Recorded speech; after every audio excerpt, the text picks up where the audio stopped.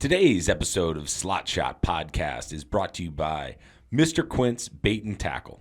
If you're not one for day tripping and pleasure riding, if you want the fin, the tail, the whole damn thing, head on down to Mr. Quint's Bait and Tackle this December for all your commercial fishing supply needs. Until Christmas, try their Spanish Lady Special. Buy one fire extinguisher, get a free fifth of apricot brandy free. If you want to stay alive, then ante up. Mr. Quint's Bait and Tackle. No liquor sale to any minors. Proper ID required at the point of sale. Welcome back to Slot Shot Podcast, a hockey podcast. We're back in studio after Thanksgiving break. We've got a little rundown for today's episode, and as always, we'll check in with our co-hosts. But tonight's schedule, a packed full house after taking Thanksgiving break off. We come back, there's a coaching change, there's a little bit of a new signing and potentially Motown. We're talking about some Bruins struggles, a little playoff check-in to see where we're at after the Thanksgiving 20-game mark. And as usual, the Saturday picks, Termite of the week, they'll make their reappearance. Loose change, but we've got a new one, appointment viewing, a new one that we'll let Armdog explain when we get there, but exciting podcast on deck for the boys and for you listeners out there. We're excited to be back. Boys, how was the turkey? How was the week off? How was the break? Ross, you go first. Let's hear how it was. Elite new garlic mashed potatoes from my cousin was the underdog upset of the week.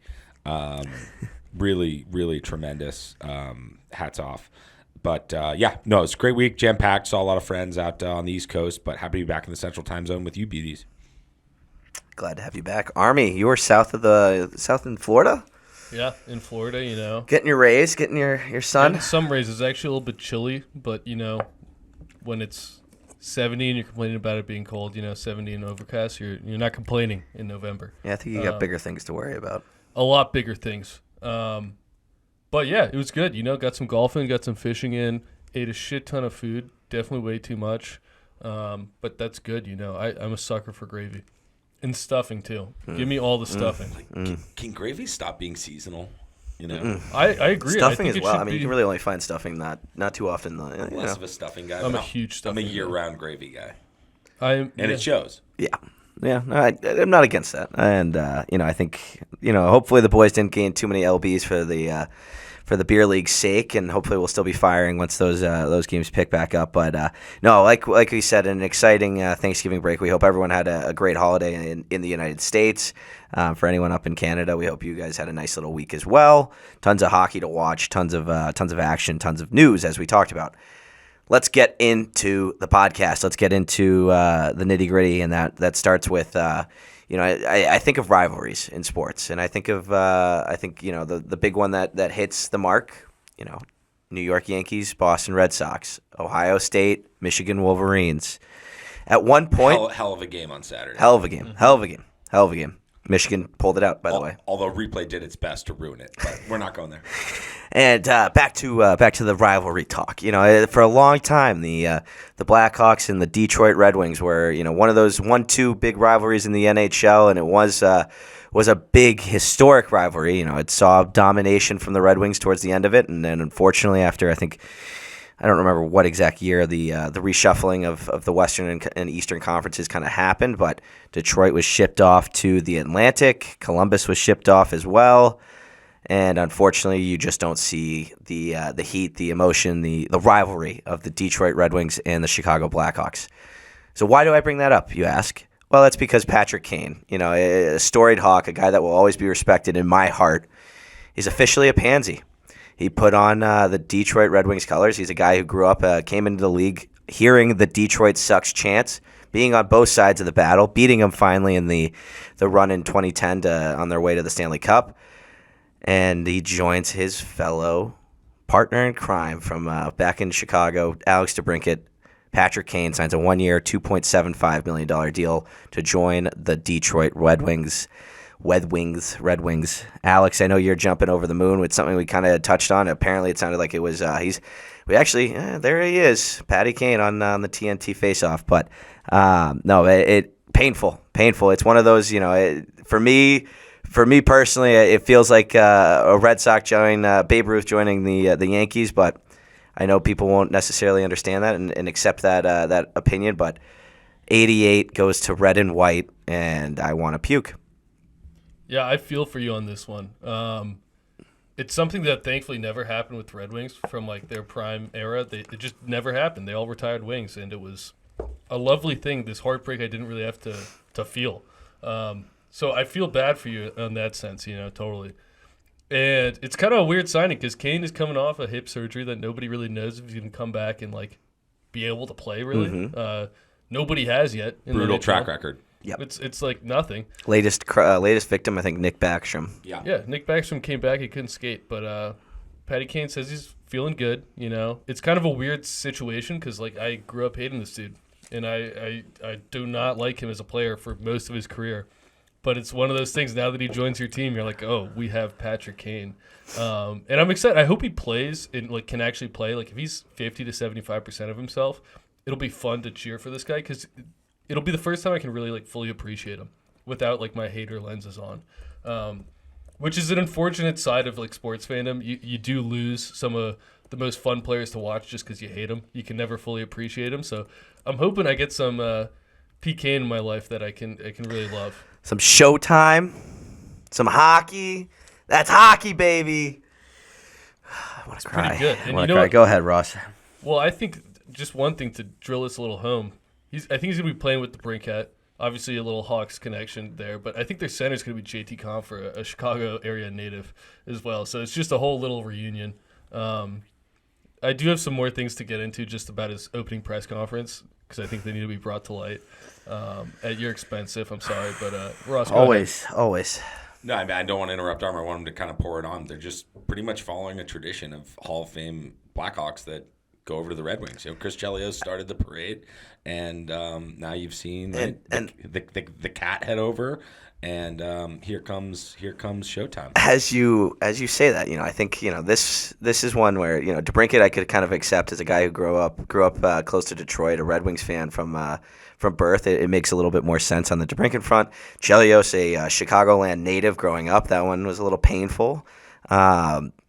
But Chelios had been on the record in the 90s saying he would never play for Detroit. Oh yeah, he knew, and that was the middle of the that was a heated time of the Detroit Red Wings. And then his falling out with Rocky and with the Hawks, and then going to Detroit, and he even referenced it around the decision to retire his jersey that it wasn't very it was such a hot rivalry. His like family and relatives and his whole operation in Chicago like took a real beating, and like Chicago people were really pissed at him. And Chicago didn't feel like home for a number of years for the Chelii.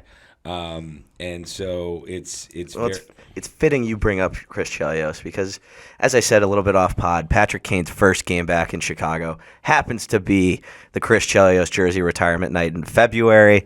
The boys might have to absolutely be in the building for this one. We're going. I will be, probably under the seat throwing up or have a trash can near me, but it's painful. And before we send it to the press conference, you're streaking over the glass. I'll boost you up.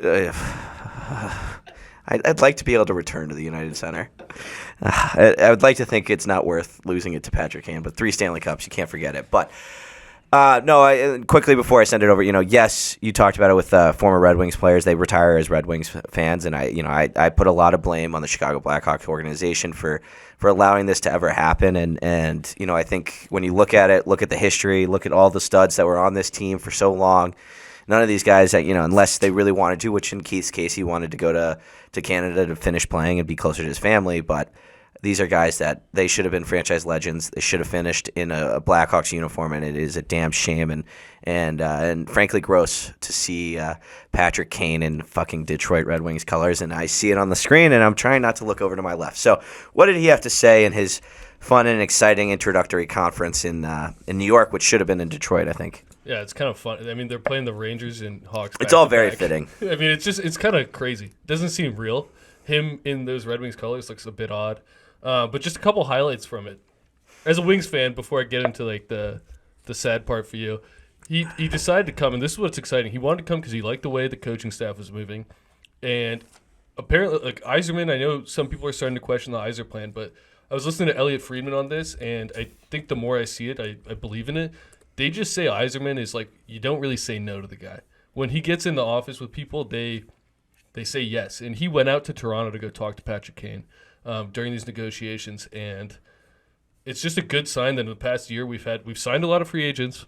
We have DeBrincat essentially force his way to Detroit, and then you have Kane come to Detroit. It's a experience we haven't had in a while where top name free agents want to come back, and it shows that value of that franchise that was built up over a lot of years is still there after like 6 to 8 horrible years. Just one thing on the aura of Yzerman, right? You always heard this about his leadership back in the day as a player and one of the all-time greatest greats. And like that presence that he brings into a room where nobody on a team full of Hall of Famers, right? Nobody wants to look him in the eyes after a loss.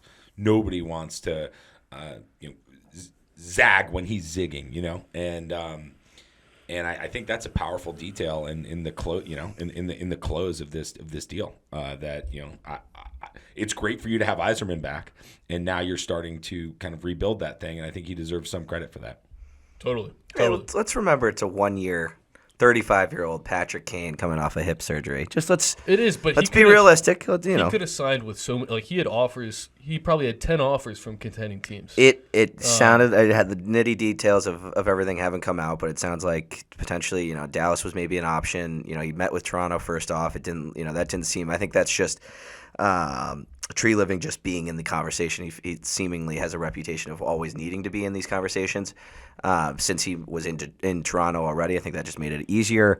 Buffalo kind of played themselves right out of that conversation. I don't think the ship is completely sailed on Buffalo because this is a 1-year deal, and he'll probably re-attack the situation again in the free agency, and especially seeing how he kind of rebounds from this hip injury, as we talked about. Nick Backstrom, a guy who had it a few years ago, he has never been correct, and unfortunately now has stepped away from the game from injuries and just not being able to find the likes of what he used to be able to have. And so big question marks surrounding what Kane's hip has, and then we'll find out next week. But it's a all-star Stanley Cup winning addition to this Detroit team that needs a little more experience, and they're getting it. And 88's a wing. Quick thing on the contract before Army gets into the press conference, which we got to get to. Mm-hmm. But it's just, I think the 1-year nature of it, I think there are a number of dynamics to it. It's got to be a trial run. We all know in the NHL you can't commit long-term to risky contracts. It'll bury you. And so Kane knows the hip situation. Everyone else in the league knows the hip situation. Over 35 is like an extra clause about teams not being able to get out of it. We don't need to bore our listeners with that. And then the other factor that we've talked about previously is the cap going up next year. And a lot of teams' finances being 1 year out from a big reset for pretty much all 32. So I think that those are definitely that's why it's absolutely a 1-year deal. But if things work out, if Kane can play, if the season continues to be successful and not everybody in the Wings gets injured and the whole thing goes off the rails, I think it's more likely than not this is the last team he plays for if things work out. I think if things work out, I totally agree. And this is a good segue into the press conference here. Can I give 2 stats real quick? And I like the little insight. Kane 4 of the 5 seasons together, 75-plus points. DeBrincat 2 41-goal seasons. To Ross's point, if they can unlock that chemistry again, I think it's a no-brainer, but sorry. And they were showing stats today on goals assisted by Kane. DeBrincat's 30 goals behind Taze.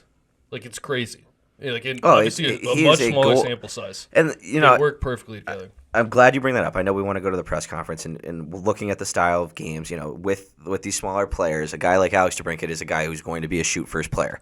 And that leads to goals, that leads to high, scoring chances, and what you see from DeBrincat's ability to score. I think Taze early in his career was really lighting the lamp, but then kind of just transferred his role to a complete player.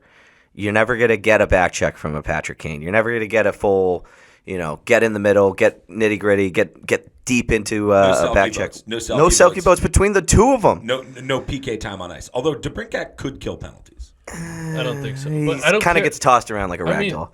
These are all the complaints that Kane's had his whole career. He's a first ballot Hall of Famer, no questions asked. One of the most valuable pieces of those Hawks runs. No question about it. I think now looking at it. You live with it. You absolutely do. And at 275, you take that stab in the dark any day of the week. There's no absolute question about it. There's no risk for the Red Wings. None at all. You bench him and say the hip's not good if you need to. And I think he is. I don't know where his in terms of his mentality of understanding if it's Nick Backstrom took a long time to understand that he didn't have it, and it'll be interesting to see. For the sake of the league, for the sake of the player, I will always love Patrick Kane. I want him healthy, but I hope he's healthy. I hope you guys light it up and just choke.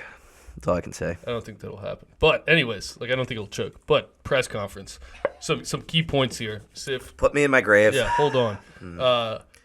Strapping him. So Kane was gushing pretty much about the Red Wings and their franchise and how he always admired the franchise. And this is me paraphrasing, but how he always looked up to the franchise. I didn't realize he spent a lot of time playing youth hockey in Detroit growing up too.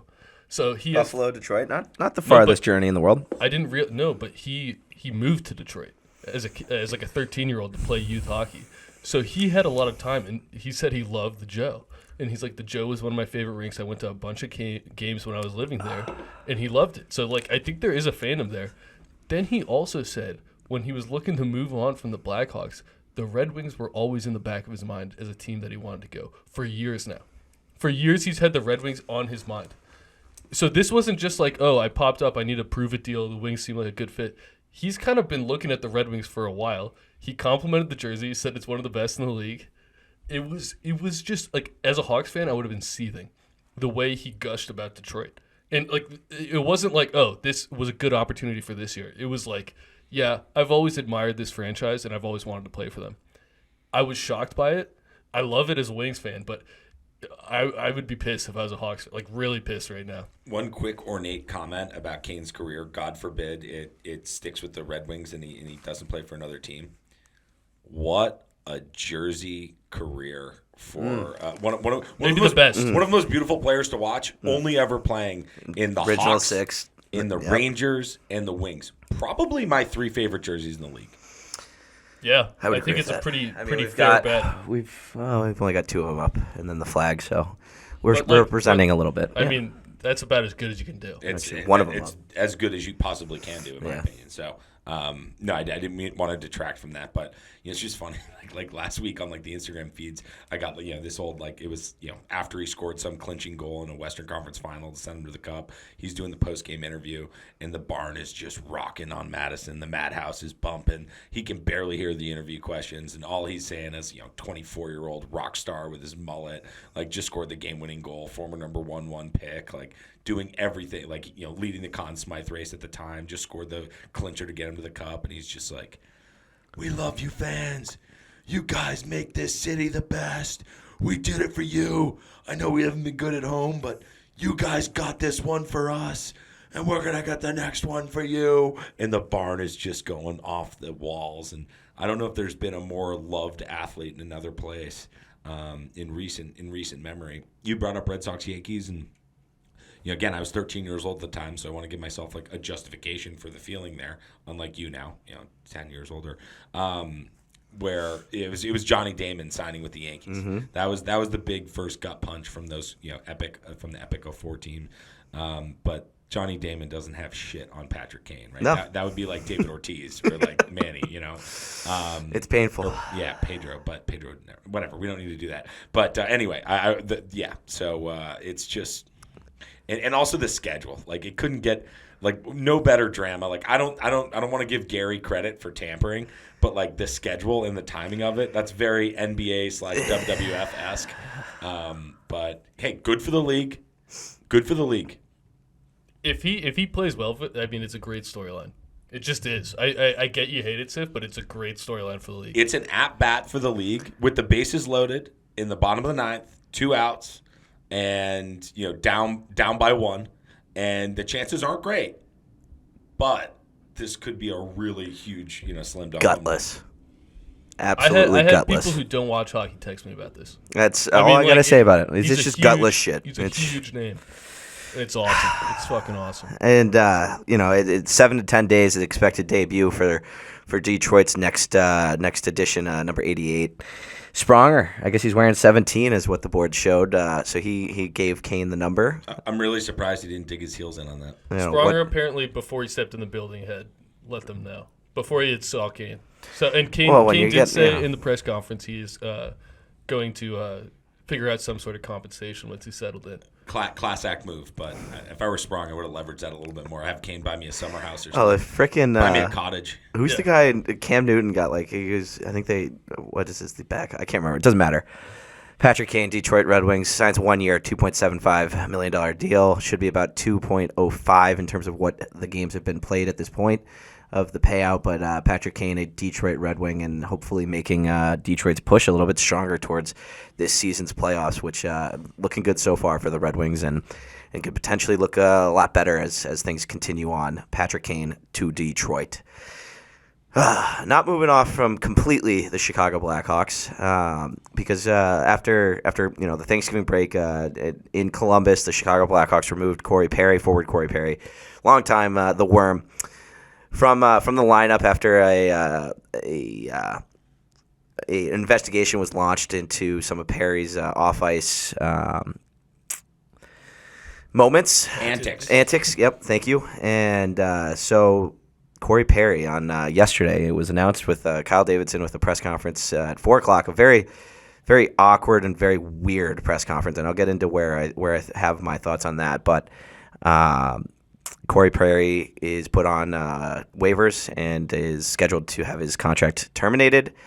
The details of what has happened, obviously the rumor mill has flowed, and unfortunately, number 98's family, Connor Bedard, Chicago's hopeful savior, got dragged straight through the mud and was a part of this rumor. That's all I'm going to say about it. And, I hope you guys respect the fact that this is a guy who's 18 years old who now has to deal with this for the remainder of his NHL career, that the Worm potentially stepped into his family life. Safe to say the Hawks took the baton from the Senators in the bad press. In the bad press, you could say that. I heard a good take on this, and they're like, look, in NHL time, they did not react to this slowly, but they should have looked at Twitter and saw what was going on, and Kyle Davidson should have been out there at midnight of when it happened and said, "This is not what happened." This is it should have been instant. Twitter had a major effect on this story and what ended up happening. Hockey Twitter was probably as active as it's been in years, but the reality is I can't remember what day they were in Columbus, but he was removed from the lineup in Columbus that night. Was stripped away from practice. There was a little talk, as Peter Mrazek also missed practice that day, that there was some serious stuff happening, and then it kind of ended up being singled out by the organization, saying it was an organizational decision that Luke Richardson then had to talk about at the podium. And yesterday we get the press conference that it is not player or family involved, that it is something that it just involves an employee potentially in the Blackhawks organization, and because it's an HR thing, you can't really release the details of all this, and that's why I think, especially after the history of the Blackhawks with their Kyle Beach situation, that they took a detailed, timely approach to make sure that they found the facts, they heard the facts, and yes, Twitter can be upset about the fact that it didn't happen and they didn't respond about it. Did they handle the situation of the rumors surrounding Connor Bedard? No, they should have put an end to that immediately. But in terms of people wanting the details, people needing the info, the Hawks handled it in a proper investigation in terms of an HR matter. May I make a statement in defense of Hockey Twitter? Sure. Over the course of modern NHL, right, I'll call it internet NHL history, there have been a number of suspicious, high-profile player departures that have been clouded in this same kind of mystery, right? Our teammates running around with teammates' wives, girlfriends, front office people's relatives, this and that, going back to Chris Pronger's departure from Edmonton, going back to the big one around Boston was Tyler Seguin trade, which caught a lot of people very off guard, and a lot of rumors about teammates and Seabrook Keith and Sharp. Again, they go after Sharp because he's so good looking, but when you have teammates that love and respect each other the way that these guys get to, it takes a special kind of dirtbag to really kind of piss in the face of that. And so, it's happened. Things have happened, but usually I think on more kind of dysfunctional groups. And we've said it before on the pod. I think it's very true. The hockey world is a very small world, and bad guys don't last. Mm-hmm. And what I just want to say on that is, hockey Twitter, that's going to naturally be hockey Twitter's first jumping off. Yeah, absolutely. And when the news breaks, there's no clear details, and everybody's trying to figure out what goes on. That is usually one of the first things that hockey Twitter and the interwebs will jump to because of Rule 34 of the internet.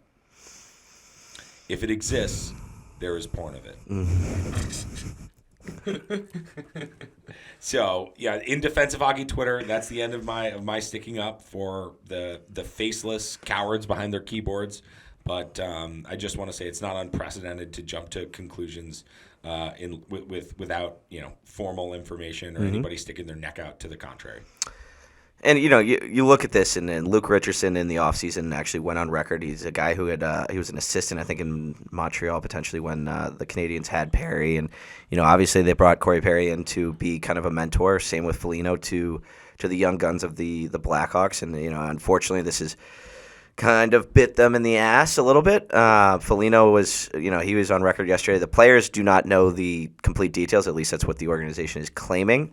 But they've all said it's pretty disturbing, and it came to the point where Davidson was almost in tears on the press conference. And my big issue with the organization on this one is, yes, you got to kind of say more than it's an organizational decision. I get that there was an investigation going on, but when your star player, your 18-year-old, your face of your franchise, your future gets dragged into this mess, you gotta kind of nip that in the butt, protect your star. So I'm on the organization on that, and I think it says a lot about also the fact that they set Kyle Davidson up there without Danny Wirtz and Jamie Faulkner, the business president of the business operations of the organization. I think Davidson was sent out to be kind of the face of this, and he said it. He said it himself that he was wearing the effects of this issue, and so I just think support of the organization should have been better in terms of the sense of your young GM and support them, give them a little bit more of a face in terms of your ownership, and especially for an organization that has had so many downs in the last few years and so many issues within different sides of things. So a little transparency was where I think specifically Hawks fans were concerned, and then I think Twitter kind of got on them, and it was like they just preached that they're going to show transparency throughout the whole beach thing. Were they as fully transparent as they could have been? Yes, they released the report, but no, and then now this happens and you don't really hear anything. So it's a complete disaster. It's a mess, and tough PR week in Chicago. One last thing on Perry, just as details come out, right? We don't want to jump in and say he wasn't in the wrong, this or that. But he's got a track record in the NHL that spans 1,200 plus games, something like that. Yep. Many years. There's been a bad word about him from a teammate, and there couldn't have been a more vulnerable organization to see something that's a little over the line and to have this reaction than Chicago this year. Correct. Right? They're not in the cover up for win situation. They're in the protect PR, grow our young players thing. Mm-hmm. And as soon as Perry was he was a sitting duck to be clipped if they find any kind of off ice misconduct. Now we'll see what the details of this thing are. Correct. And maybe he did a very bad thing or very bad things. So I'm not letting him off the hook.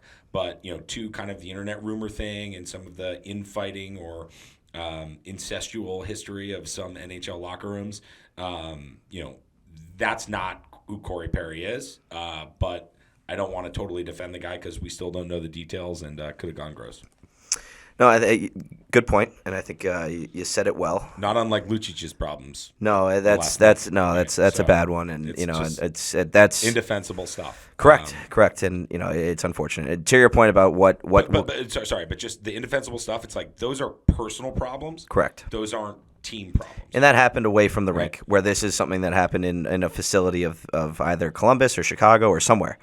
And to the final point in terms of an armor, I know you've been a little quiet on this one, but with the Hawks and their ability to terminate the contract, they clearly have found something that is a breach of the contract that allows them to cancel it out. So we'll, like we said, will we get the nitty gritty details of everything?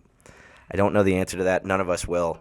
But it's something that is enough for the Blackhawks that they found grounds to be able to cancel the contract. Alex, thoughts on this situation?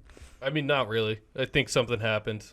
Enough for that is what it is. We'll probably eventually find out what it was, And until then, I don't know. I don't think there's much to discuss here. Mm-hmm. Yeah. He's gone from the Hawks. He's probably not going to get picked up by another team this year.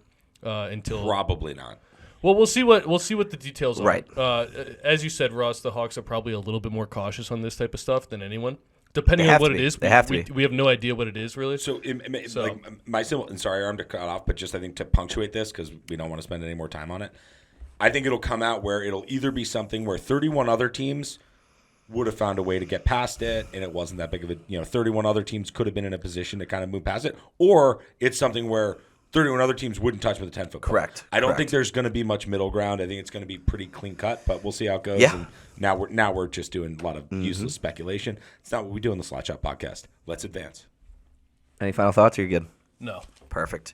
All right, into the Wild. Our second NHL season firing has occurred. Dean Evason is out in Minnesota. Bill Guerin's guy is out. I think he actually received a contract extension in the offseason. So this is a little bit of another painful woe for the Minnesota Wild. This doesn't affect them in the salary cap side of things. They're already screwed on that one. We already know, and then you're kind of starting to see that in terms of the standings that we'll talk about a little bit later. But Dean Evason is out, and who's the guy that's in? Remind me the name. John Hines, formerly with Nashville and with New Jersey. Yeah, he spent time in New Jersey and Nashville, and he was an assistant for a bunch of teams. Got a lot of NHL experience. We talked a lot about the Predators at the end of last season and how great of a job Hines did and how it felt like, I don't want to say got screwed, but change of leadership, right? Trotz comes in. He brings in Brunette, who's his guy. He wants it to be that way. So I don't think Hines didn't get renewed or re-upped in Nashville for anything he did. Frankly, he was probably the coach most ready to come out of the sidelines and join an NHL team. So it's fortuitous timing for that. I think the bigger story is Minnesota performing so terribly. Yeah. And I always liked Evason. He's a bit of a hard ass. He got the team playing hard. The story with these Wild under Evason, like the Evason era in Minnesota, is that like they're the hardest team to play against, but they take stupid penalties that kill them, and that's been the story this year. Well, because I had the Wild on my docket before this firing. It's something I wanted to talk about on this pod because he played the Wings this weekend, and I was shocked at what I saw. Was this the one where he came into the comments and kind of put it on the No. I'll tell you what it is. Okay. So I actually like Dean Evason as a personality. I think he's funny. I think like him getting fired up is like always like I think they liked him. And we talked about the Wild last year as a team that was overperforming. And we sung his praise. Like they had a good stretch where they were tough to beat. And they played good, kind of locked in hockey. Like you weren't going to easily put up like 3 or 4 on them. You had to grind those goals out. What I saw when they played the Wings this Saturday, I think it was Saturday or I think Sunday they played them. It was shocking. They have the 32nd rate penalty kill in the league, and it's not surprising. Teams have switched to this full press power play where you don't give space. The Wild just said, you know what? We're going to buck that trend. They put 4 guys in the slot, and they let you pass around, and essentially there's 4 guys trying to block shots. The goalie has no clue what the fuck's going on because he's trying to see through 4 screens. It was unbelievable. I mean, the 2 forwards were at where you'd line up for the inside faceoff on like a defensive zone faceoff. They're standing there, and the 2 defensemen are right in front of the goalie. And it's just straight. Essentially, you have 2 guys in front on the power play, and the other 3 just pass around and rip into the, like, I would hate playing on this power play because you're just eating one-timers. And that's the whole strategy. It's like, we'll just eat all the one-timers. So as a player, they must hate it because I'm watching these guys like limp off, every one, because there's nothing else that you can do. It's not like you can do a backdoor pass. No. They're all there. It was one of the worst power play, and the Wings tore him up. PKs. Yep. Yeah, it was one of the worst PKs I've ever seen. And it is the worst PK in the league But like the eye test totally passed. by about 2 full 100% passed. Minnesota in that same week, and I think Evason went on record and kind of called out the players for their performance. And so then people were like, all right, well, he signed an extension. He is Bill Guerin certified in terms of what he liked, but it was kind of one of those Edmonton situations where I think expectations for this team are a little bit higher than what the roster shows. This is a season where you're finally seeing Matt Dumba in a different place. I think Wild fans have been kind of critical of him as his career went on, but I think you're seeing him being missed in this lineup. But it's Philip Gustafsson has been human, if not worse than human. The power play is 16%, which I think is That's brutal, potentially. I'm sorry. You cannot be a competitive team with the worst 32, penalty kill in the league. You especially cannot. especially the number of penalties they take. Yeah, but I don't care. You could take the least amount of penalties. If you're the worst penalty kill in the league, you will not be good. You will not make the playoffs. You have no chance. That's not how it's so important in this game. And I think somebody who's never watched hockey in their life could have identified that this penalty kill was being run wrong. And I think oftentimes for like a non-trained eye, understanding strategic concepts in hockey can be difficult. The game moves fast. It can seem like there's just not a lot of space and you don't understand what's going on. Even for me, and I watch a lot of hockey, I can not see concepts sometimes. Right? Totally. This was the most oblivious coaching fuck up I've ever seen. I watched the game and I'm like, how does he have a job? This is unbelievably bad. And just kind of the last thing on Minnie in this change, we've pumped Bill Guerin's tires a lot. Mm-hmm. I think he's made a lot of decisive actions as GM for the Wild that have been helpful to the team, helpful in turning the page, helpful in starting a new era. But his decisions have created this dead cap space from the buyouts. Now it's created it's not cap space, but it's true budget money from the owner that's going to be paying Dean Evison through the lifetime of his contract. So now those bottom line costs are on Bill Guerin's resume with the owner. And that's not something that shows up on the teams, on the broadcast when you watch the teams. That's not something that shows up on the ice. But that's a very vulnerable political decision by Guerin to stick his neck out for Evison, turn his and turn the page from Evison. Like you said, Arm, the eye test was a no-brainer, and he really schemed his way out of the position. I get that, and Guerin continues to be decisive and aggressive and bold, and I think that's why they like him there. So my point is, I don't think Guerin makes this decision if he doesn't have the confidence in ownership, and he doesn't feel like ownership still has his back despite this. However, he's not walking the plank, but the plank set up where this year is going to be a high-stakes year, and he might be setting himself up to be in a very tough position if their roster and direction of the team isn't significantly going up next season. They can't do shit. They're cuffed for at least. That's what I just looked up. I know Parise in front of me has at least one more year for a cap hit of 7.5. I think Suter for at least another year as well. I think it was simultaneous. I think contracts. this was discussed from. I think of Bill Guerin's negotiations to take that job as a GM, because if you fail as your first job at GM, it's tough to get back. No, I think he went into the interview and said, "This is my plan," and it involved those buyouts, but it didn't involve extending the coach on top of that and then firing the coach 20 games into the extension. It's a bad look. Correct. Just, my point is that's a mark on his resume and his standing with ownership. And again, I think he does have ownership's confidence, but it's like he's ramping up the pressure. He's betting on himself by this, and that's the deal. I don't know if he's on the plank. I think he's in a good position. Not on the plank, but I think again, real budget and real money. Sometimes that money talks instead of performance. And I hear you. And he might. So that's my point that I just want to make. It's a little bit of a long term thing. It's not something to talk about every week. But he's made a lot of good moves, and I think they see that, and I think him firing Dean Evison, knowing that, is a confident move that he can make because he has confidence in the ownership, as you said.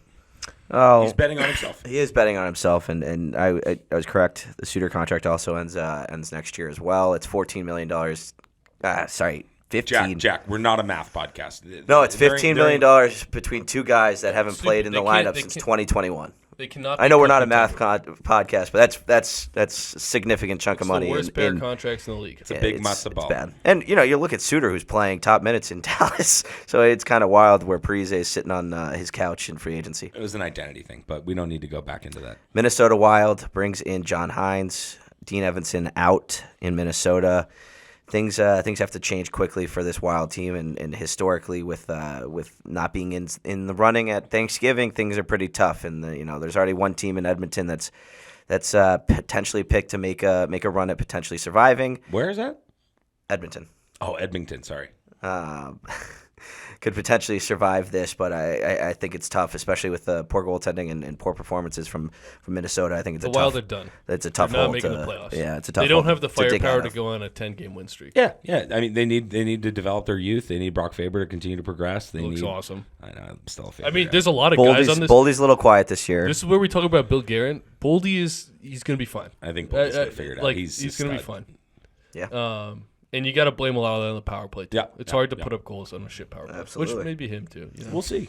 I think, again, right, Hines has a great track record. I think he's shown great success turning chicken salad into chicken shit with that Nashville roster, especially after the deadline last year. So, all right, are we good on the Wild? Into the Wild, out of the Wild. Out of the Wild. Into the Chowder in Boston. Ross, we haven't cuffed you on your Boston talk this season, but I think finally now that your team's lost, what you said, 3 in a row. Give us your thoughts on what we're seeing. Are you thankful for that? Or what? Yeah. Do you feel like you can finally appreciate your 2-season regular season Success hopes. Does this get you out of the first round? Where are you at on the? We're picking on you a little bit here. In the spirit of consistency, you're goddamn right. I love it right now. Water is finding its level. Like you look at this team, and we're going to get later in this pod to our preseason predictions and what we thought of this team going in. But they are not the wagon team that they had performed to, and they were showing a lot of signs, even while they were winning, of bad habits and really goaltending keeping them afloat, more than afloat, keeping them afloat at the top of the entire league. So things it's just the radical turn there. 3 straight games, they get their shit pushed in, 7 goals against the Rangers. They get their asses kicked on either side of that by the Red Wings. And then they lose this Monday night game that I got to watch on Nesson. Or actually, I just caught the very tail end of it. But they get blown out by Columbus on a Monday night. And so you put the totality of that together, and it's just they're playing poorly. Their structure they're losing their structure. They're a slower team. They're bigger than they have been in a while, but they're slow. This forward group, this is going to be the craziest thing you've heard me say. You take James Van Riemsdyk out of this lineup, and it starts to look really thin. I mean, what the hell kind of a statement is that for the top team? He's been producing. No, I've been really impressed with him. And so their defense is still really strong and deep, even though they sent my boy Lorei down to Providence. Did they really? Ooh, sorry. No, they did. The only justifiable piece is if Grzelcyk is up, and it's just a cameo to trade him, although that hasn't been going well.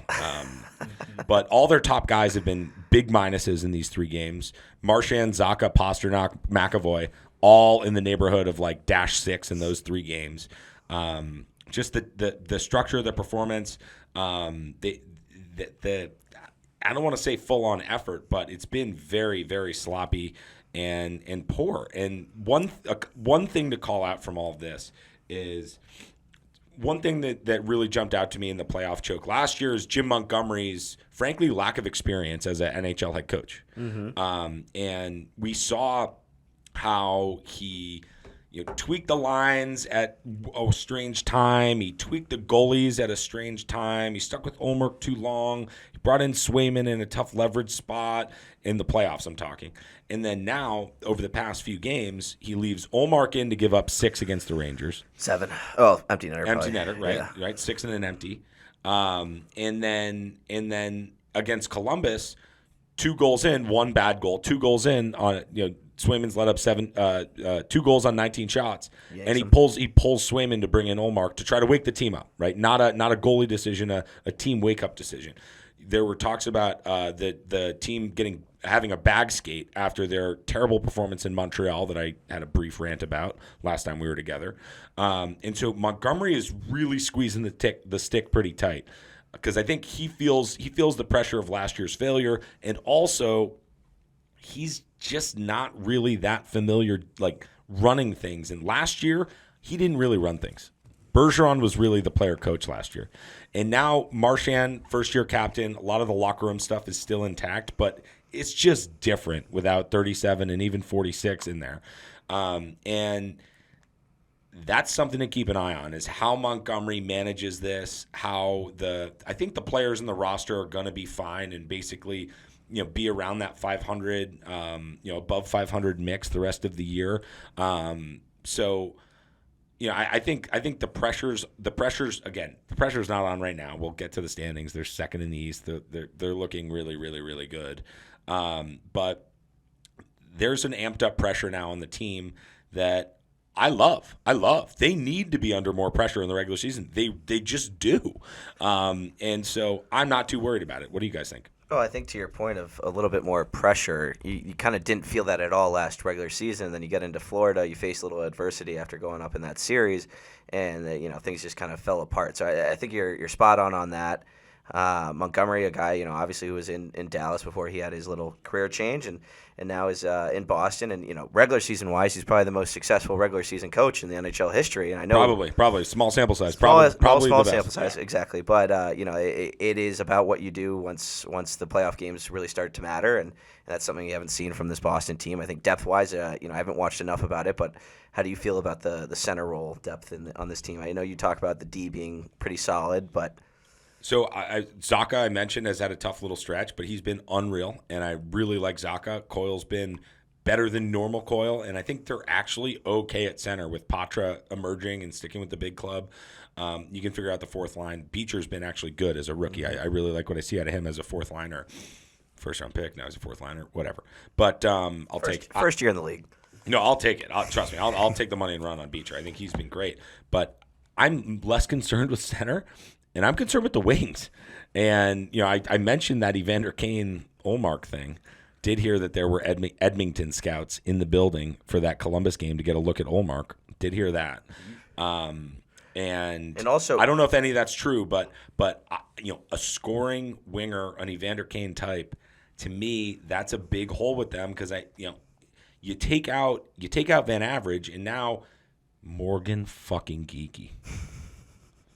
He's at the top of my shit list. X Factor. Did I do the X Factor? No, and he's the X Factor right now on the wrong side of things. Did I do my geeky rant on the pod, or was this all from my seats on the pod? You've done it. He's the third Richie brother. Okay, yes. I've said that. All right, which is a great comparison, by the way. Love it. It's hard to watch. Yeah, it's hard to watch. He sucks. He can't skate. He can only skate in a straight line. With your wing depth, it was reported that apparently Boston had kicked tires with a Patrick Kane. Obviously the legitimacy of those rumors. I think everyone kicked the tires. So as you should have, especially when you know what he signed for. But but it would. Yeah. You add a Kane, you take out a. I'm not heartbroken about a Kane. Well, the Kane I want is Evander. I know. Those are very different players. So that's kind of my point. Yes. So my issue with this team is it gets clouded when you get off to such a hot start. You start thinking, okay, everything's good. We're like in fairyland, Doesn't matter who we lost. A second line of JVR, Trent Frederick, and Charlie Coyle is not good enough to contend. It just, I really, it could be. We've seen like Vegas go with these expansion players to where when given the opportunity, they become different players. I get it. I don't think Charlie Coyle is a point-of-game player, personally. And I don't think anyone would look at that second line and say, I'm afraid of that. Not saying they're a bad line. They've played well, and they're good players. But it's a really – you look at the roster differently off of a 3-game losing streak, and you kind of come back to reality on it. I think now you look at the goaltending. I think part of the reason they may not have made a trade was to just test both of them out again and say, do we know that both these guys are actually like elite goalies? Because like when you do half season, I understand some skepticism. Like, are we going to see elite goaltending from both? And we have so far.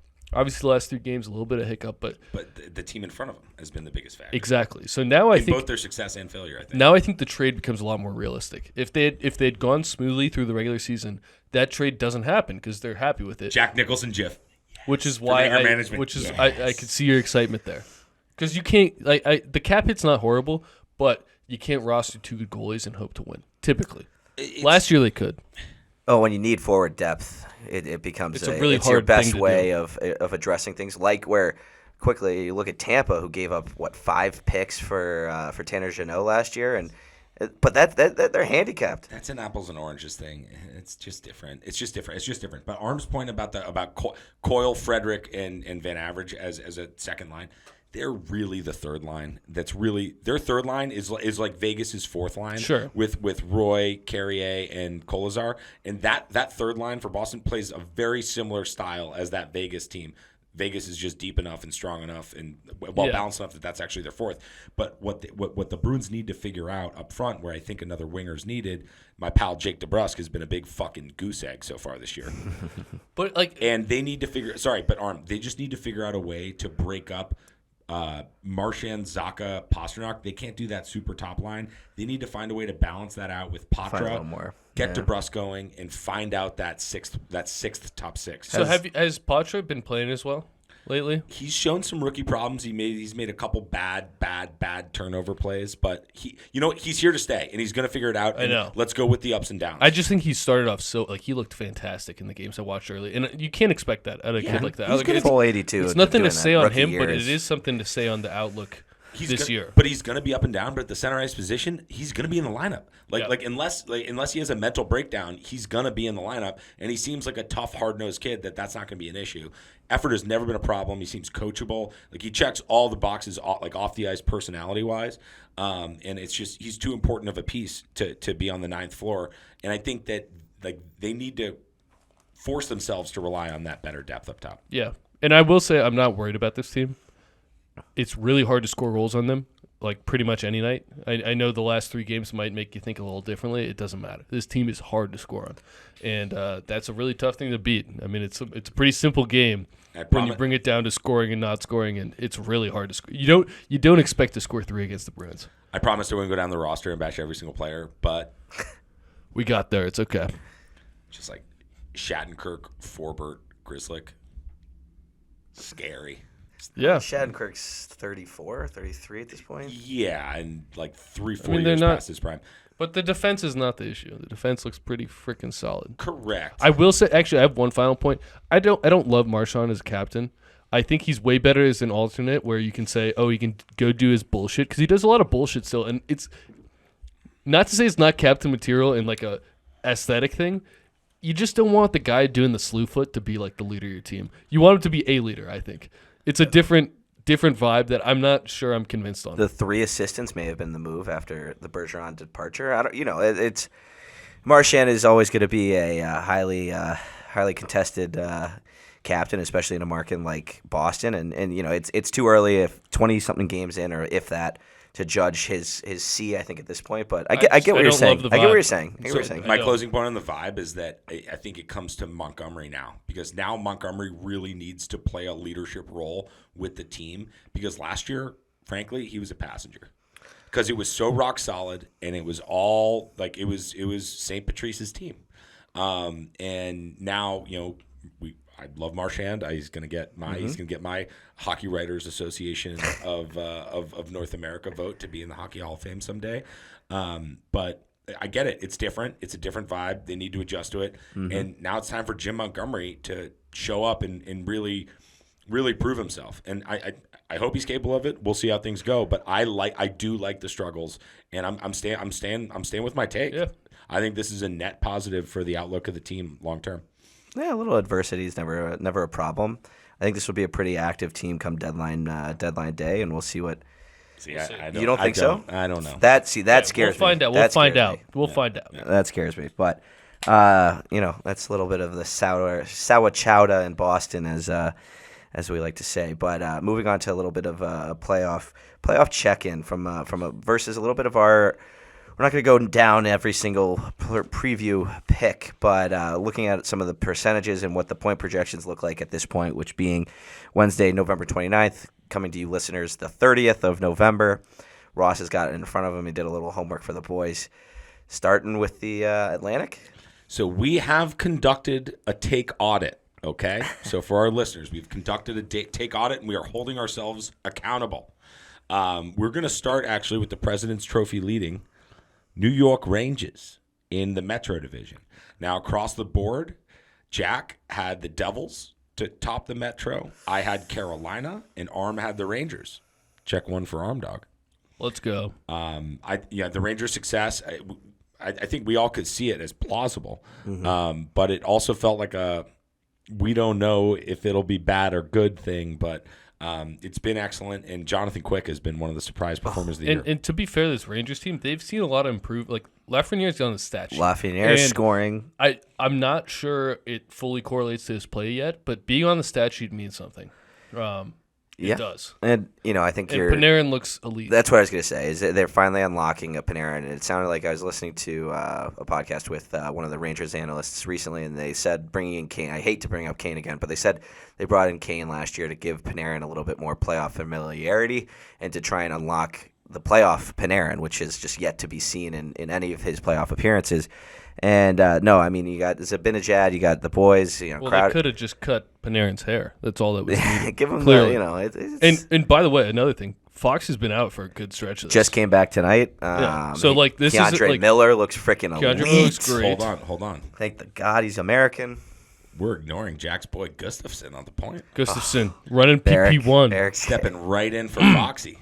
Gustafson, give me that all day. Who needs Adam Fox? They might trade him for, I don't know, Linus Ullmark.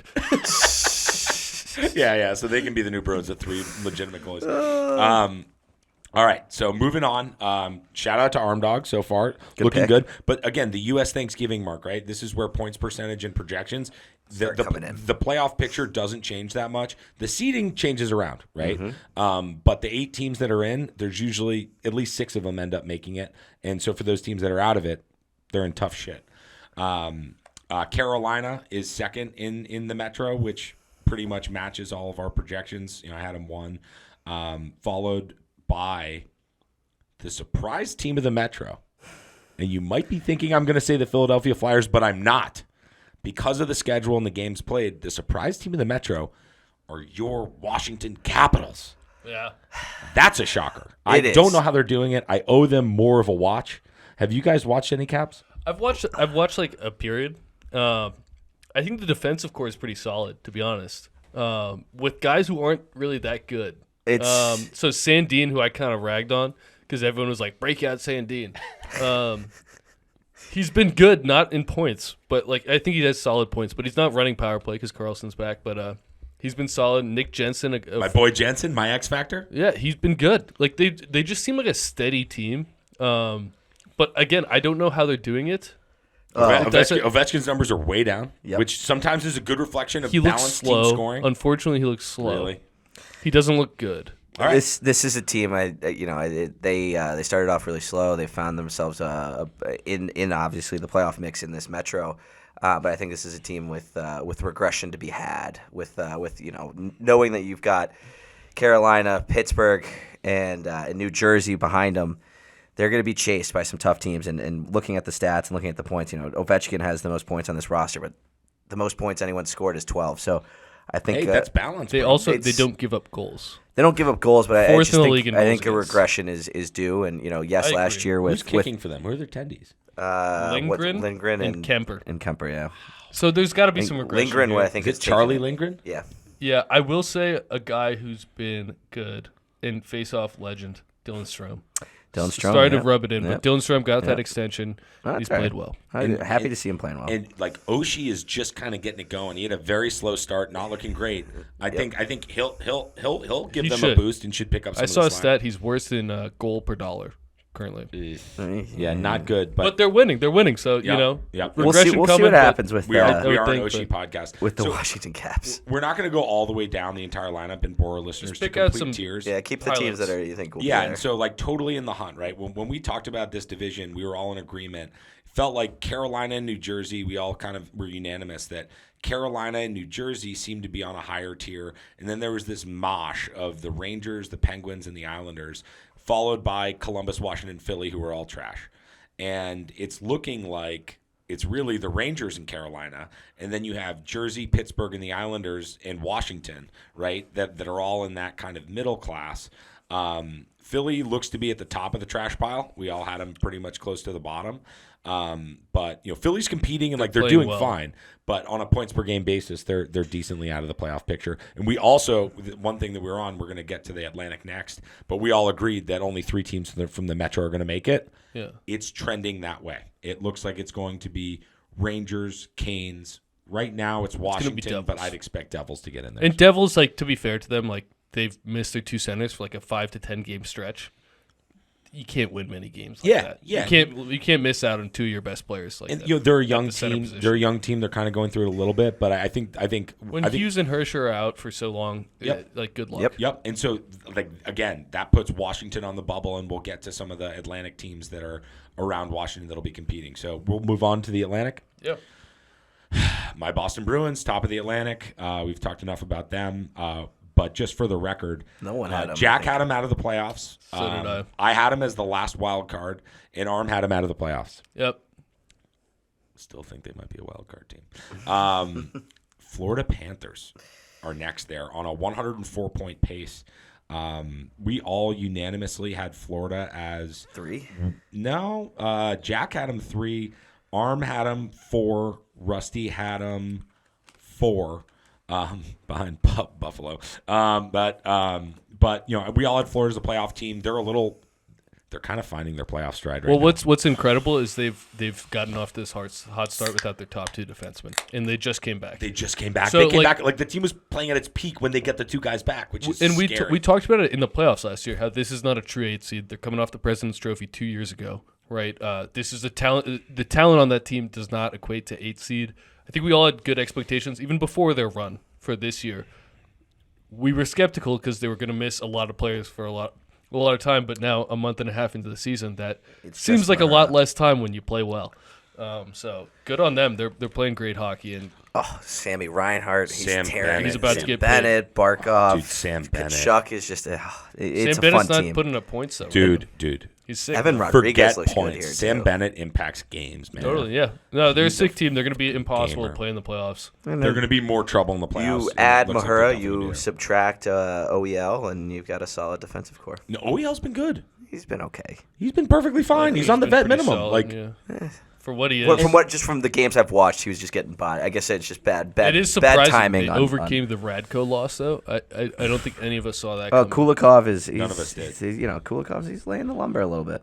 Kulikov, it's funny. I see Kulikov wearing 7. I keep thinking it's Radko, and then I realize it's Kulikov. Yeah. Not, Mikola, they added quite the Mikola same. in the offseason. Add a little more grit there. Yeah, no, but honestly, their team identity seems to be picking up where they left off. Paul Maurice is just enjoying it. He's sitting back and loving it. The other big highlights, all of us had Buffalo in the playoffs. Eesh. That doesn't look good. Tage injured, and they played like shit anyways. Yeah, Lost out on the Kane sequence or told you. sweepstakes. It's not looking good. Devin Levi assigned to AHL. It's not going to happen in Buffalo this year. Making the playoffs, not going further. Other biggest miss, Detroit. And I think I had them the lowest. Yes, you had them just ahead of Montreal at the bottom. I had them. I had them same spot as you. Jack had them 1 above. So that's a big miss across the board. And the other one, they're in Tampa and Toronto are pretty much where we expected. Tampa a little bit behind pace, but what do you guys think about Tampa? They just got Vasilevsky back. What do you think about them? All right, who goes first? Are they a top 3 team in this division? No, but I think bringing in Brendan Hagel saved this team for a long time. I mean, he's playing unbelievable hockey. He made a pass to Kucherov. He's been on the team for 3 years. What do you mean bringing him in? For what they got him for I think a late. This is Blackhawks revisionist history from 4 years ago. What I will say, he made a pass. He's playing the best hockey he's played in his life. He looks unbelievable. He made a pass to Kucherov that blew Kucherov's mind. And if you do that, I mean, that's something we all dream of doing. Making a pass that Kucherov just slaps it, and he's like, whoa, where'd that come from? I'm not the biggest Instagram commenter, but sometimes I do get into hockey Instagram. They had a thing like, who's the most underrated player in the league? Hagel was my But now everyone's loving him. I know. Well, I think he's still underrated, but the train died. Only 25 too. Hagel's going to get a huge contract. He is a freaking baller. I was actually in the building watching this Tampa team recently, and I said it, I think, to Alex. Hedman ended up scoring the game-winning goal in this one, but I thought Hedman. You didn't think so? I thought he looked slow. I think he's mishandling the puck. I thought he was losing a lot of the puck battles. Again, sample size versus a really shitty hockey team in the Blackhawks. Yep. Did end up scoring the game winner, so fuck me, I guess. But yeah, you texted me that, then I checked the score when I got to my phone, and I was like, oh. I was pleasantly surprised to see how slow, and maybe something's bothering Hedman, but.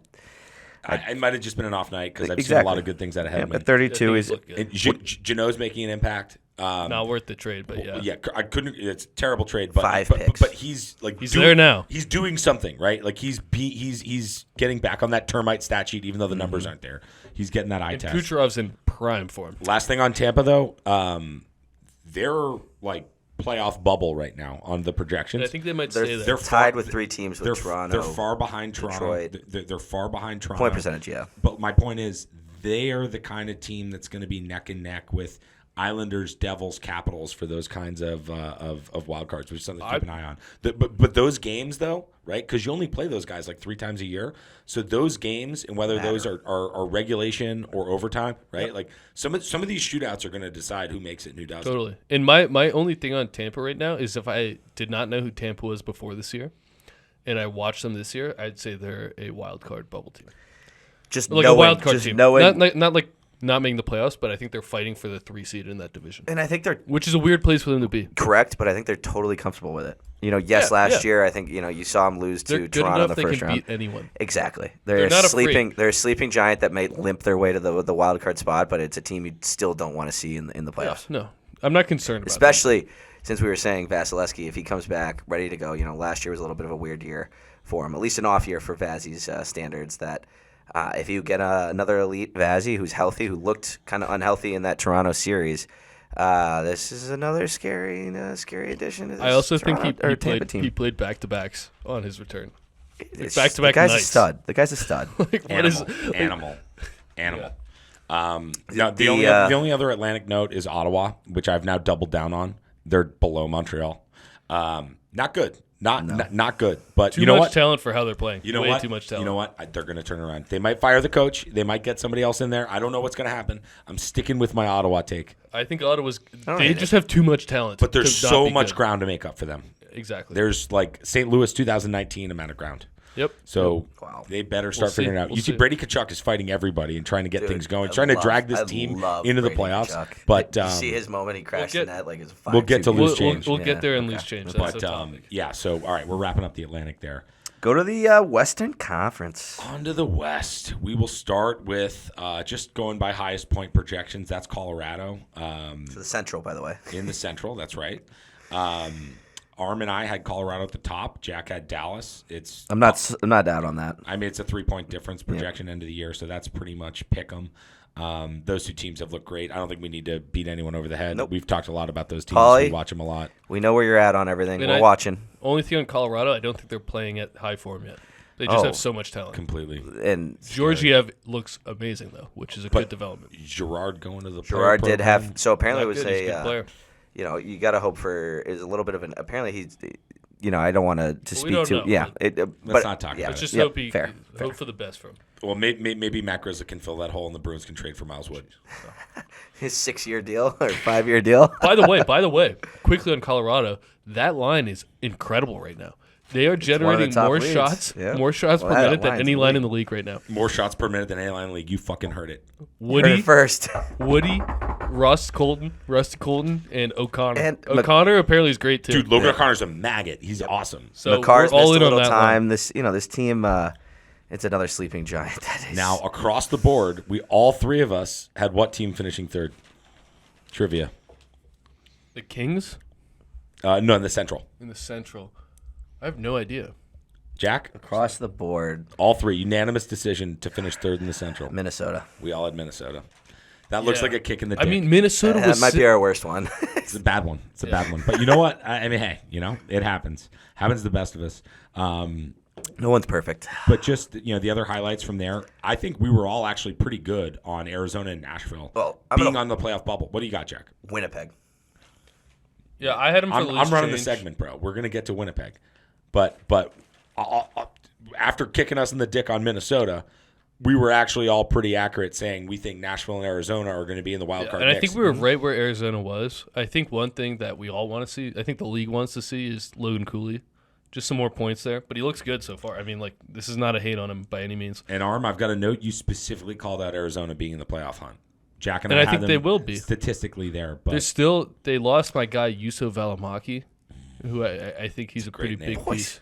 We still skipped over Winnipeg. well, we're going to get to Winnipeg, bro. Let him run the segment. He is, but he's going out of order. Sorry. Okay, Go ahead. Go ahead. Go ahead. Christ. well, Winnipeg's in third in the division. They're projecting over 100 points. That means they're in the playoffs by a pretty decent margin right now. I had Winnipeg second to last. Jack had Winnipeg second to last. Arm had Winnipeg just out of the playoffs.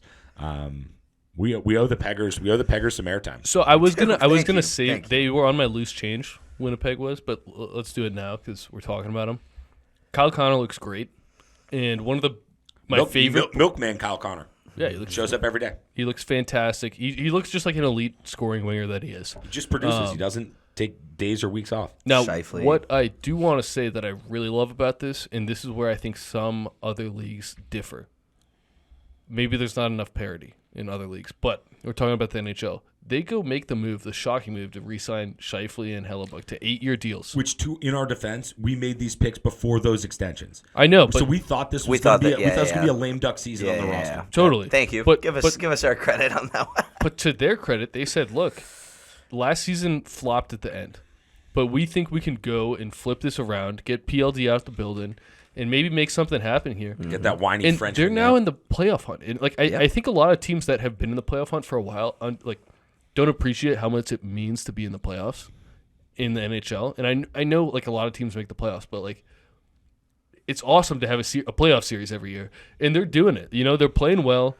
They've invested in their guys. I like it. I'm skeptical on the team as a whole, but they kept their big pieces, and then you just hope Perfetti looks good, looks really good. He has. So there's a lot of pieces there, and I think we didn't give him enough justice. I know the contracts weren't signed yet, and we were all coming off of the end of last year where they looked awful, and Minnesota looked good. That's kind of the difference there. So maybe take the hot streaks at the end of the season for granted a little bit. We thought Morrissey maybe take a step back. It's not necessarily he's a good at the point, player, man. Point He's a production really what he good was player. last year, but he's a stud. He's a really good player. Looking at the PLD trade, they got Gabe Velarde, Alex Iafallo, and Iafallo's on Rasmus Kapari. Kapari and Iafallo have been great depth forwards for this team. Well, Iafallo's been excellent. He's playing top 6 minutes for this team. Unfortunately, Velarde, as we talked about, has only played 3 games this year after taking an injury. And that's a big addition for them when he comes Velarde back. was supposed to be the big piece of this trade. So that's my point: is that you're seeing Iafallo and Kapari play some big role in minutes for Winnipeg. What's kind of the nice part about that is you now have Iafallo establishing himself on that top line with Connor and Shifley. And when you do that, you can try to juice up the Perfetti line with Velarde. Velarde's a great passer. It's the type of player you want with a young guy. So I kind of like their outlook. I'm scared to say it, but I do. Hey, Winnipeg's earned some airtime. We just gave them a little bit. I owe them a watch. They're now on my watch list. Another team, I was looking at our picks here, and I was surprised to see me going right back to the well and picking St. Louis. But Rusty did have St. Louis right there, 4th in the Central, out of the picture. That's exactly where they are now. Not saying I know what I'm talking about, but I know what I'm talking about sometimes.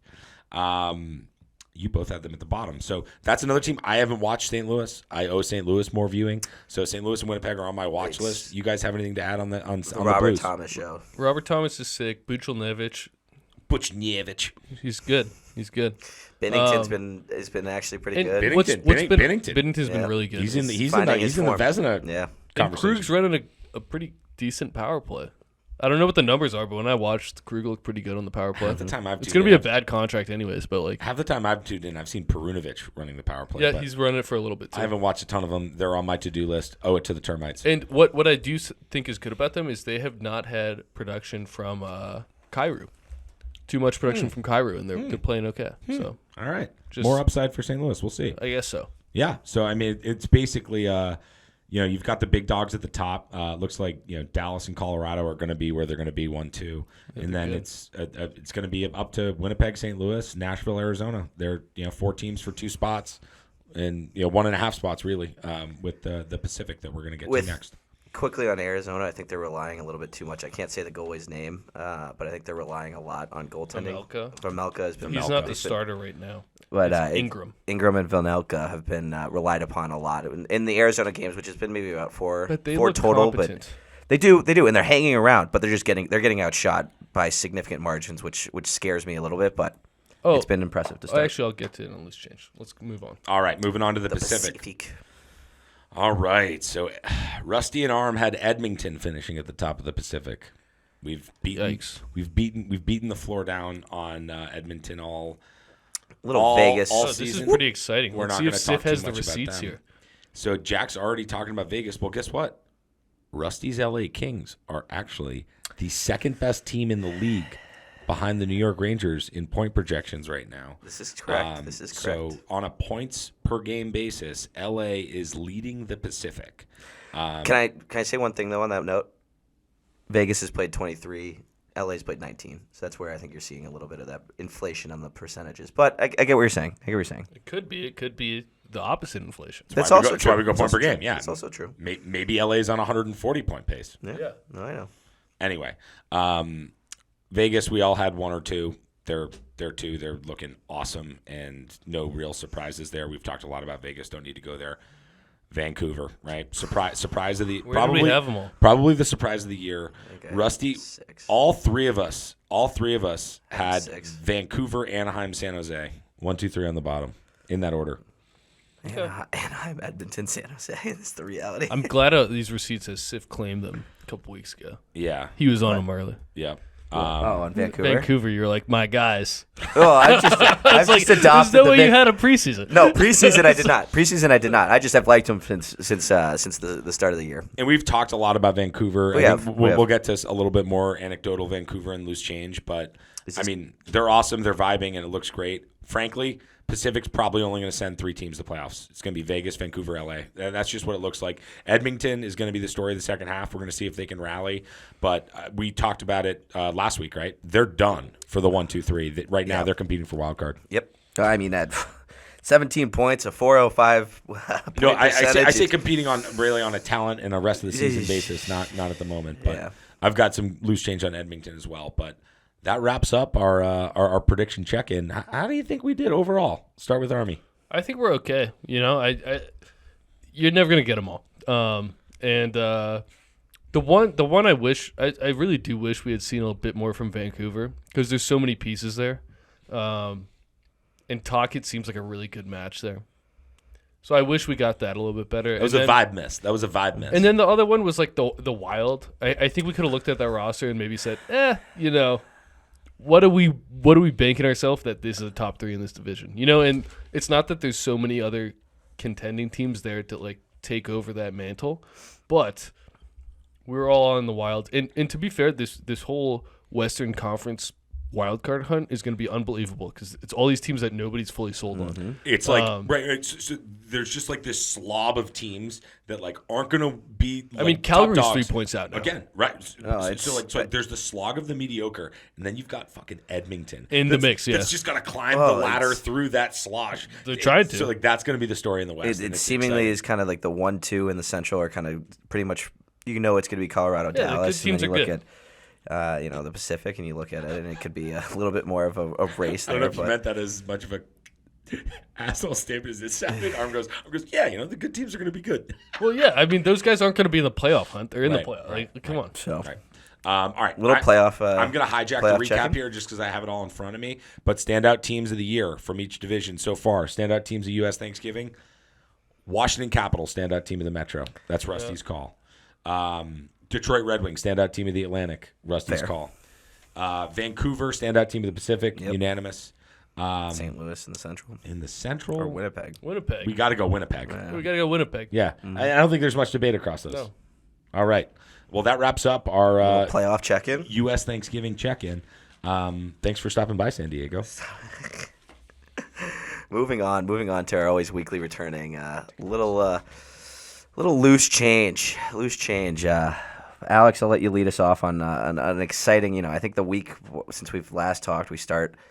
I don't know if we'll necessarily go completely into the global series in Sweden, but I think your team went 0-2 on that one, or 1-1. Yeah. 0-2. That's what I thought. 0-2.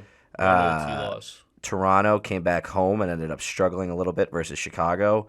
They've now dropped 2 games in a row versus Chicago, which is a little bit surprising. But lead us off with loose change, and I think you can date it back to. Yeah, I mean, if you want to talk about Toronto quickly, they're tied for the lowest regulation wins in the league. Yeah. Which is just surprising, but also not too surprising because like they choke leads and they probably have one of the best. They do have one of the best 3-on-3 lineups you can throw out there. Oh, and it was like twice over. what's finally happening is you're starting to see some of these offseason additions. Reeves finally got a sense of his role in Chicago, scoring a big goal, took Seth Jones off the ice. They still ended up losing that game. Max Domi is finally starting to see his way into this lineup. I think the big story right now is that they keep throwing Matty Nyes on that first line. It just hasn't happened. I don't know if it's a problem. They're just not that good. Like, they don't play good hockey, and they have so much talent. It doesn't matter sometimes, but they don't play good. Well, they're going to outscore their weaknesses, and when they get like the Wings global series, the Wings were up 2-0. We're dominating the game. The Leafs decided to turn it on for the third period, and it was just like, how fast can this clock take? Right. It was like, they're going to score if we give them enough time. Let's drain the clock. And you couldn't. They were dominant. So that's what they have. The question with Toronto will always be, how much can they show it? And goaltending. They got a goal differential of +2 right now. Yeah, because they don't play good hockey and they have shit goaltending. It's obnoxious given how much talent they have, because they can overcome it. Which loose change game would you bring up with Toronto? Talking Toronto, Detroit. Toronto generally, but like the Toronto Detroit game was like for me, like such a two periods. Detroit dominated. They only put up 2. They should have put up more. And then Toronto, the third period, it was a tilted ice to the max. That's a little bit. I was just hoping the clock would turn down. Like, I was hoping, it was annoying. And frankly, I was surprised doing the Thanksgiving playoff to see Toronto's point per game production over 100 and like safely in the playoff mix. I did a close watch because there's been just so much buzz and complaints out of Toronto, but that's just the market. Well, I don't know if you heard the stat, but tied for lowest regulation wage in the league with San Jose. Yes. Well, so let me get 1 point to regulation. I'm with you on that. Do you have any Nyes notes as well? I had a close watch of the Florida-Toronto game Tuesday night. Either of you guys tuned into that? Saw the overtime. I watched not much. yeah. Not much. So I watched it soup to nuts pretty much. And I think Arm nailed it. They are so sloppy. Their puck retrievals are so soft and with zero confidence.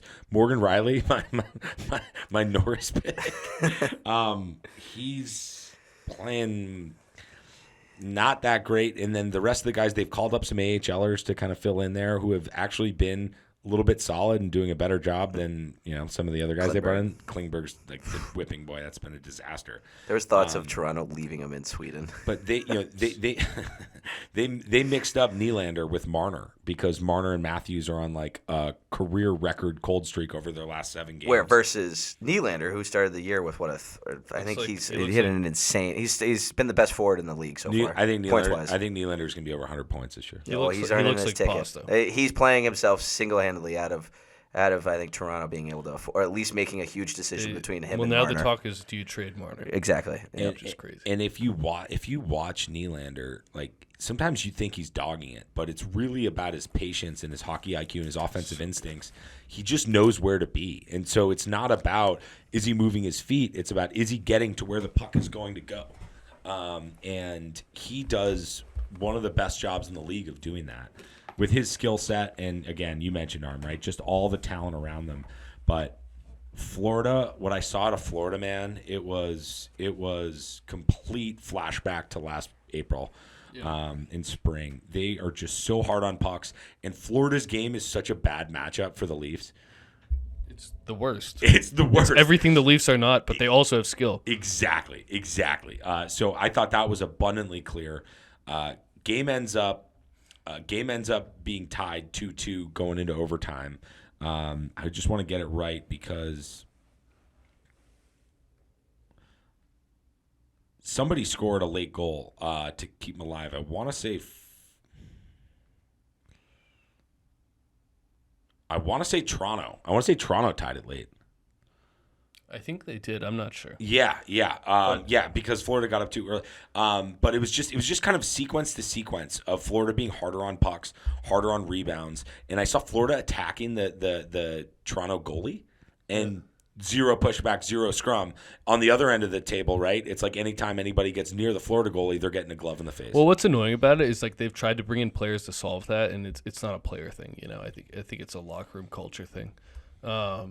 Which is something that oddly I think gets talked about a lot more with like football and not enough with hockey. Like there's a dynamic within the organization and team that can't be brought in by a player. and Toronto seems to keep trying to solve it with players. My thing with Toronto is, remember I talked about how much I love their offseason, and obviously they've been producing, but I'm officially out on Max Domi again. So that seesaw has officially righted itself. Domi seems to have put on that Leaf sweater and just reverted to the guy I really didn't like up until his Dallas cameo. Yeah, I mean, what you'd expect with Max Domi when he put on a Leaf sweater, like he wasn't gonna play as well as he did everywhere else. He's not that smart defensively. He's too small to be physical, and when he tries to muck it up, like there was this sequence, he gets in a defensive zone battle with 9 and 19, Bennett and Tkachuk. Oh God, Yeah, he chucked him with Bennett. Shifts later. So then they get into this scrum, right? Domi gets called for cross-checking Tkachuk, which is a bit of a sell job. And then Bennett comes in late, and Bennett gives him a shove, and the refs are in there. And then Domi, kind of sucker punches Bennett. Domi gets 4 minutes. He gets 4 right there. And it didn't end up killing them, but it was just kind of a classic example of where the Leafs, when they try to be physical, they fuck it up. And then when they fail to be physical, they get pushed around. And they can't seem to thread that needle. No. The last loose change I have about that whole thing was, I mentioned the Leafs just being softer than the Panthers on all these battles and puck zone, all of these puck battles and basically loose pucks and bouncing pucks and everything Florida does great around the net and throughout the neutral zone and everything. But you notice Toronto gets in there and digs for puck battles when they're on their power play. Yeah.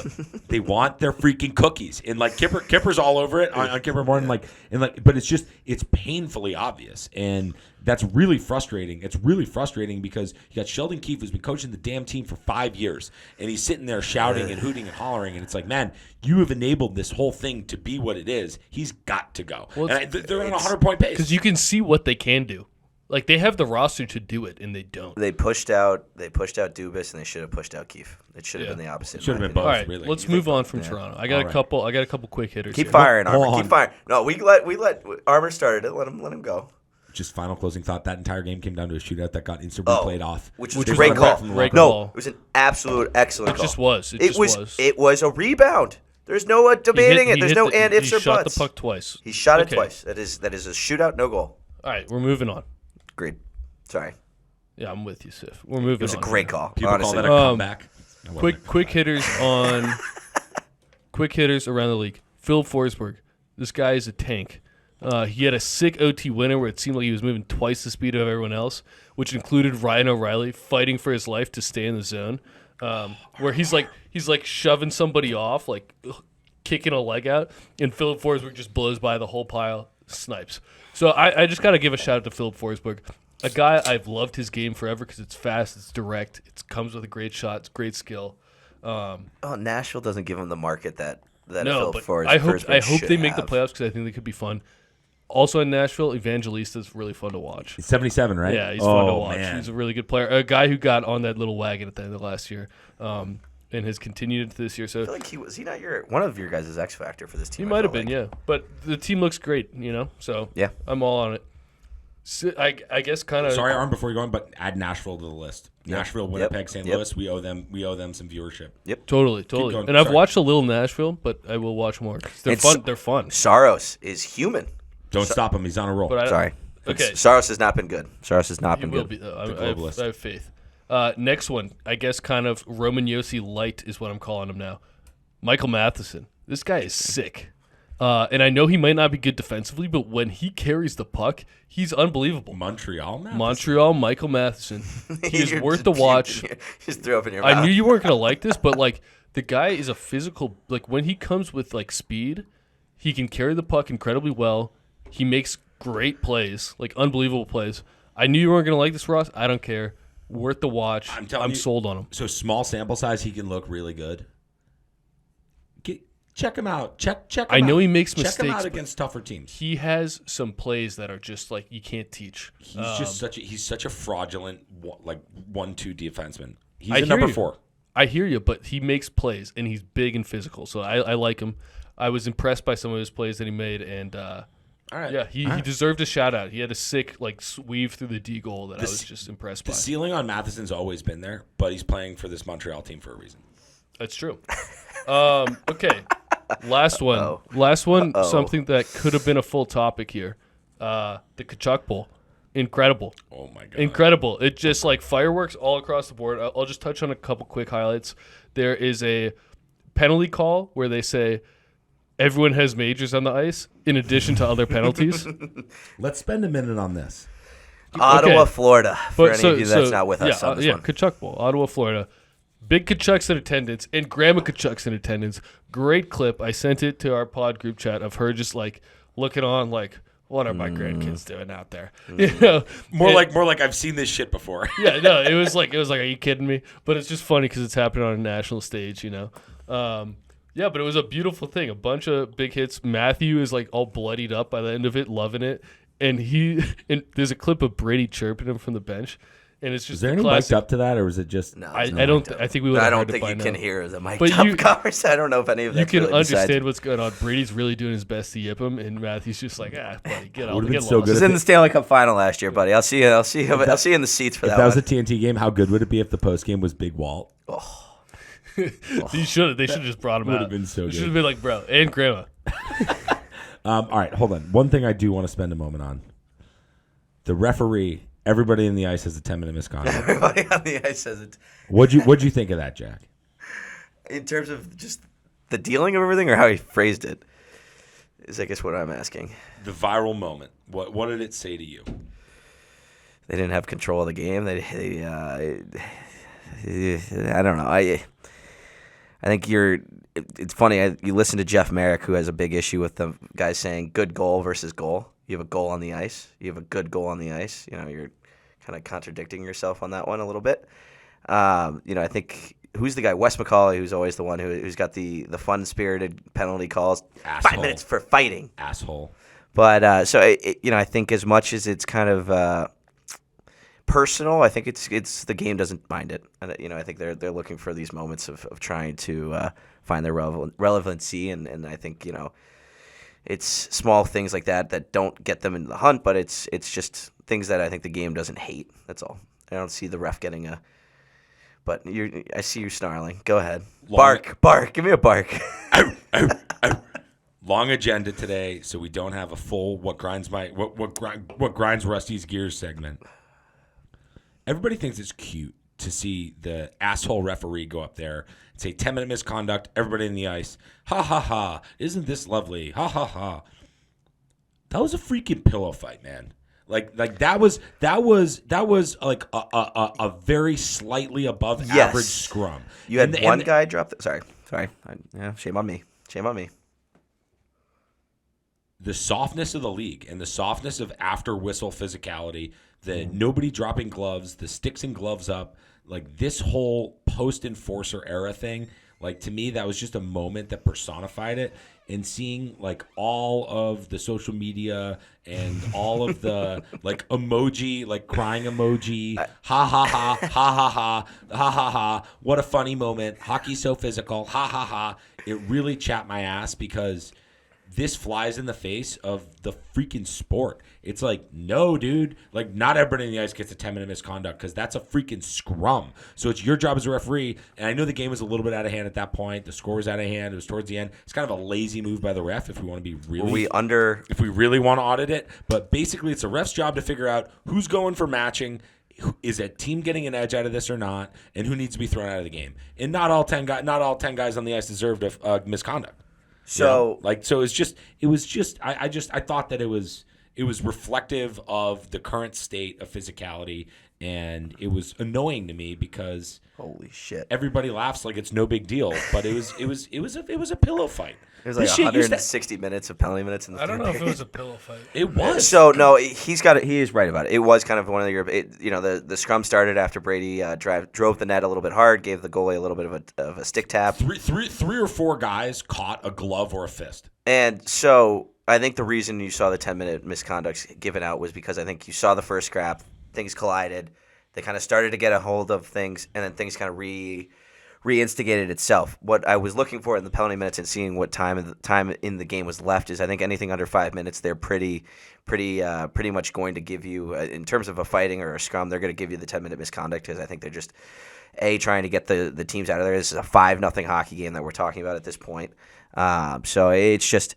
And then again, you look at the instigating. Instigating is 10-minute misconduct for instigating. The league is changing what they want. Jack, if you want to throw the fucking rule book at me, don't do it here because the nature of instigating means you can't call it on every fucking player on the ice. I don't disagree with you. I'm just telling you that the game has changed. Don't throw the rule book at me because you're wrong. The game has changed. You can't deny that. I didn't watch the whole game. I just saw some of the clips of the scrum. But lazy officiating, assessing penalties. 2, games like this that start to get out of control are usually the product of poor officiating throughout. Fact. Correct. 3, celebrity referee culture is completely out of control. He hates Wes McCauley. And the viral nature of this and people chuckling at it, honestly, if I hate it, it's probably good for the game. I hate it. Hey, we're already bought in. I love we're already seeing here. empty benches. We're already bought in. Solazar sitting on the bench with the boys was pretty. Hold on. that was great. While I'm losing it, give me 30 seconds on the Dan Rooney performance in the matinee game between Detroit and Boston. Okay. Do you guys know Dan Rooney, the referee? No. He's from Dorchester, Mass. His track record is every single time he's If reffing you put a his game, face in front of me, I would recognize. every time he's reffing a game in Boston, he has a ridiculous track record. Oh, it's Scott Foster of the NBA. Against the Bruins. It's not Scott Foster. It's just every time he's in Boston, he fucks the Bruins over because he doesn't want people to think that he's being a homer. He called the most egregious call I've ever seen in my life on an icing. Puck's coming down for icing. And we've talked about the fucked up icing rule and how nobody knows what the rule is anymore and it's completely inconsistent. Morgan Geekie, not my favorite player, chasing down the icing with whoever the Detroit defenseman is. Split seconds before they blow the whistle to call it icing, Geekie goes to do that swim move around the guy. Uh-oh. He calls Geekie for holding. Simultaneous with a whistle to go to call the icing.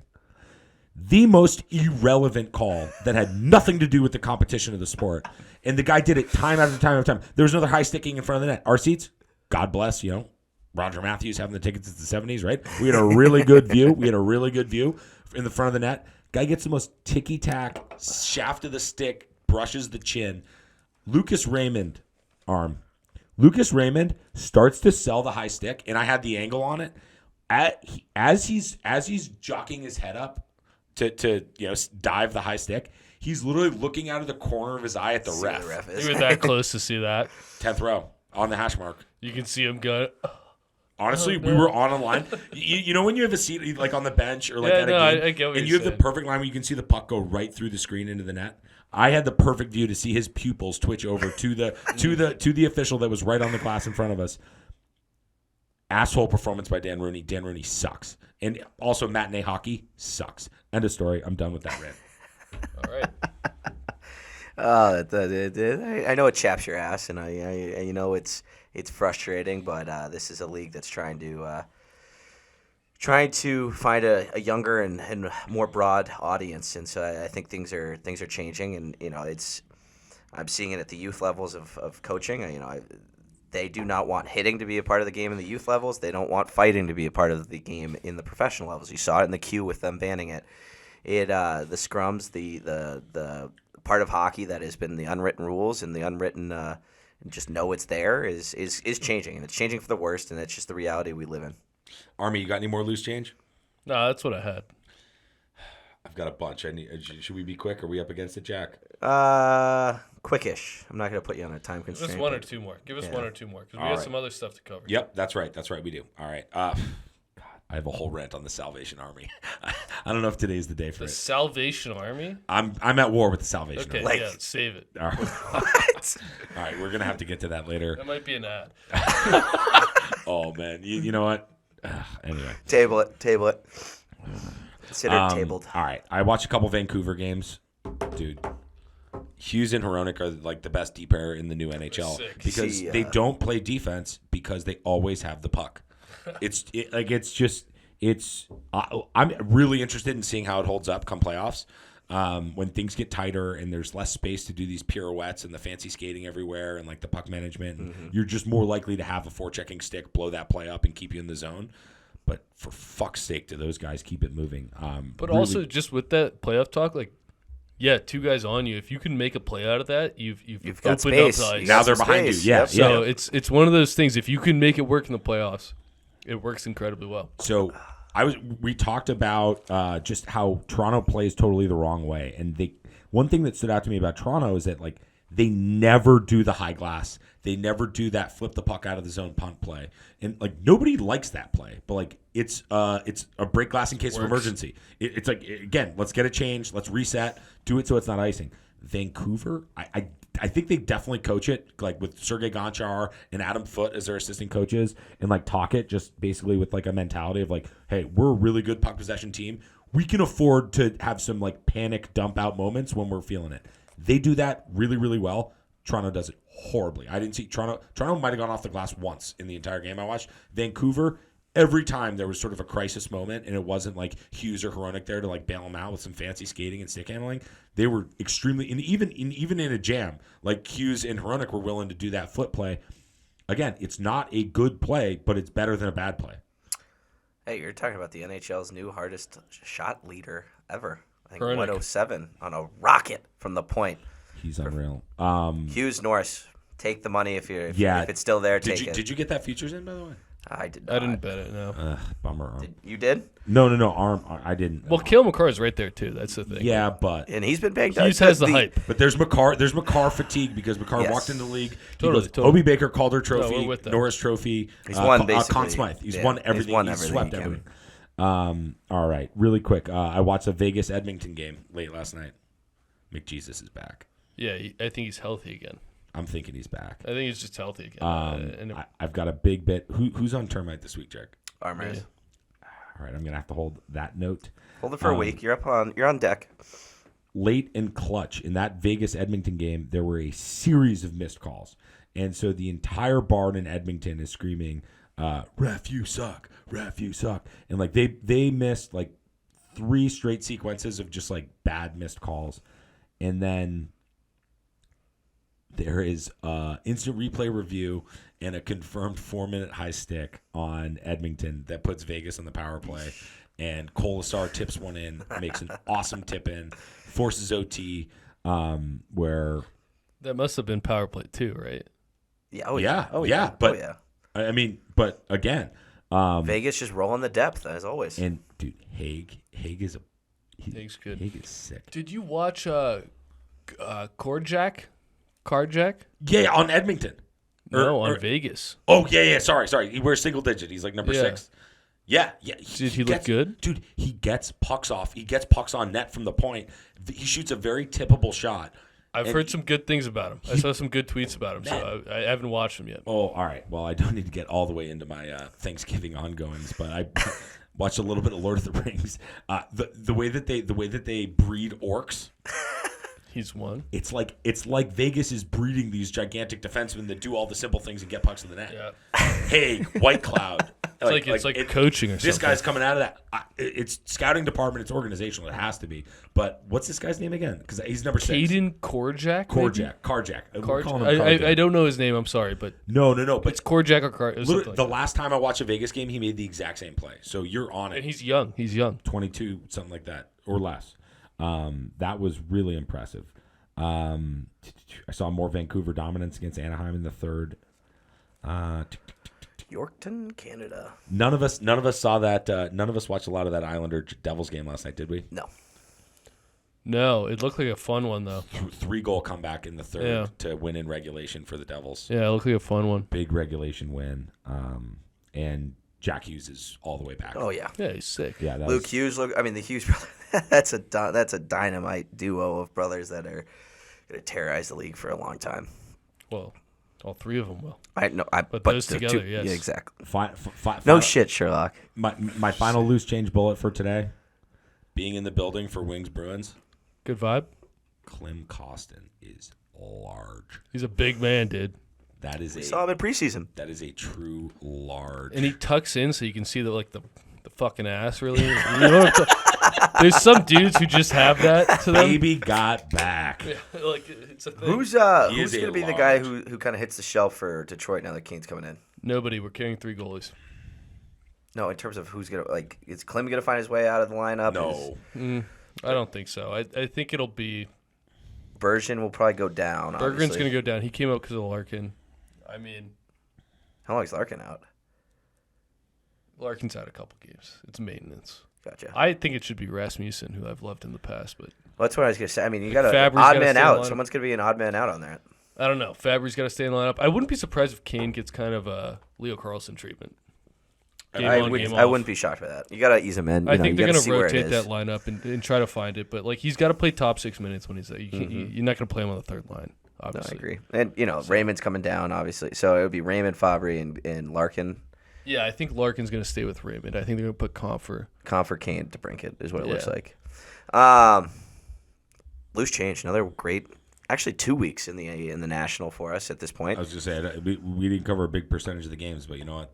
Yeah, we don't have all day. When we don't want to keep you all day, but we appreciate you guys tuning in as always. And if you know where to find us, all social media is at SLOTSHOT Podcast. Give us a follow, subscribe, give us a like on the button below. But continuing on from loose change to our newest segment created by the Arm Dog himself, appointed viewing.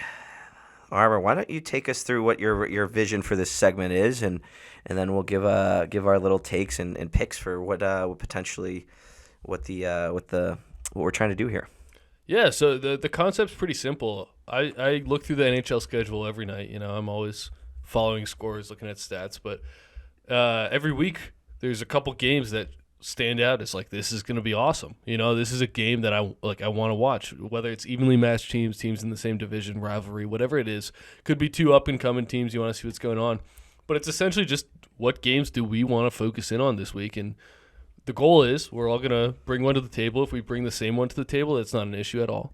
That just means maybe that is the game. But we're just going to try to give the viewers a game that they should watch. And ideally, I know for me, I get stuck in Red Wings. I watch the Red Wings, and I miss a lot of games I want to watch, Helps when your team is shitty.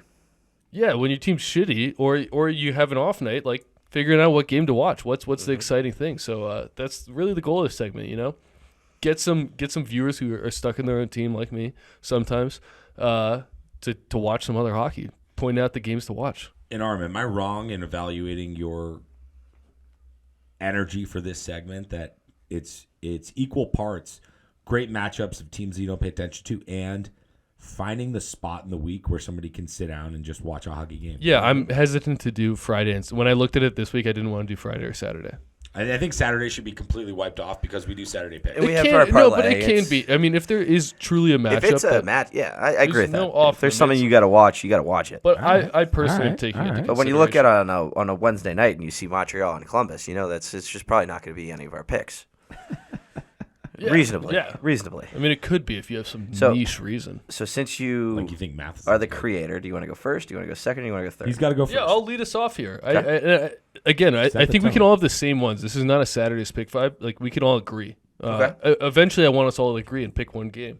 I'm going to go Sunday night, probably one of the best times to watch hockey. Avalanche Kings. Avalanche visiting the Kings. This is a litmus test for the Kings. Get cucked, Rusty. No, but you can have the same one. Hey, you I can guess back it. You can back it. It matters who presents it, I guess. But, yeah, I mean, we're talking about the perennial powerhouse of the West, and we have the Kings who are looking like they made a big jump. So this game, it's at 7 o'clock on a Sunday, which personally for me, I typically am making dinner, and I'm sitting on the couch going to bed early. Ideal. And I went ahead and I checked the NFL That's bad to schedule. look. Chiefs, Packers. Yawn. Much better product. Hey, better than Minnesota, Chicago on a Monday night. The only qualm I have with this is it's going to be a 5 p.m. game local on the West Coast. Sure. But that's not a This pure one's- matinee. It's not a pure matinee, right? So it's 7 Central, In 8 LA? Eastern. That's right. LA, But I went to. I co-sign Arm. That I was the went game to that I a had circled. That's the game I had circled. The NFL product sucks. There's only like 2 or 3 games worth watching every week. Come on. We all have a computer. You can split screen it. But don't split screen the Packers and the Chiefs. Throw Yeah. 2 TVs going. It's not 1970, right? This isn't Super Bowl I. Yeah, but I think this is a game that I will be tuned into just Mm-hmm. because I think it's going to show. I'm excited to see the Kings play, really. I And know what the Avalanche can do. I went This will be to fun. a matinee game in LA last year, and I think it was a 1 o'clock start on a weekend day in the holidays, and it was a full and electric building, and I expect none the less from the LA faithful on a Sunday at 5. It's kind of a great time for a I game. think that's ideal, especially if you have a kid would who you love want to that, bring to the. yeah. It's a perfect game to bring your young kid. Get them in bed by 9. I mean, that's Don't waste an your ideal money on game little set. kids. Are you backing that pick, or do you want Taking them to? out of the I've got maneuver? one on my sleeve, but why don't you go, Jack? Carolina versus Winnipeg. These are two teams that are statistically about the same. It's a little bit of an East versus West. This one's in Winnipeg, a 6:30 start on Monday night. Carolina has had some issues behind the pipes. They really haven't found who's going to be that true number one. Freddie Anderson, I think, is hurt at this point. It's been Ranta and Kochetkov or whatever. But obviously it's the Hellbuck show in Winnipeg, and it's a do watch for me in terms of watching a little more of the Peggers, and I get the addition of throwing in a tough matchup of Carolina, so it kind of crosses two birds with one stone, and I think it'll be a phenomenal game. So another little NFL conflict. Conflict no more. Joe Burrow's gone. Yep. Bengals, Jaguars. Yawn. It's a little bit of a different year when the Jaguars are leading the division. Get an eye on these two teams, Jack. I like the pick. One reason it's not one of my picks is I don't love the interconference regular season games, generally speaking, because I think that there's sometimes a 50-50 flip that it becomes just 1 out of 82. I think it's two matchups of the year, but yes. And they do a home and home, and sometimes that's why I think it can be tricky. But I think it's a good pick, and I like it, and I think those are two teams to watch, and I'll be tuning in Monday night. You know what we've got with Carolina. I think yes, they haven't been where we've expected, or at least where I expected them in that division. But games in Winnipeg.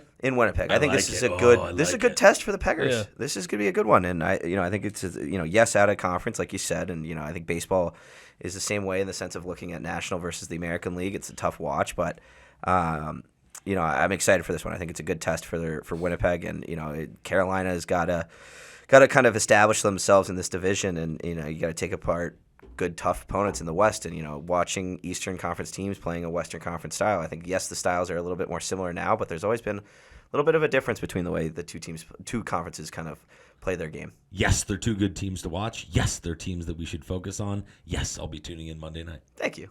Yeah, better reception than my pick last week for my Termite. Yeah, well. All right, close her out. Close her out. All right, so I co-sign on Arm's pick.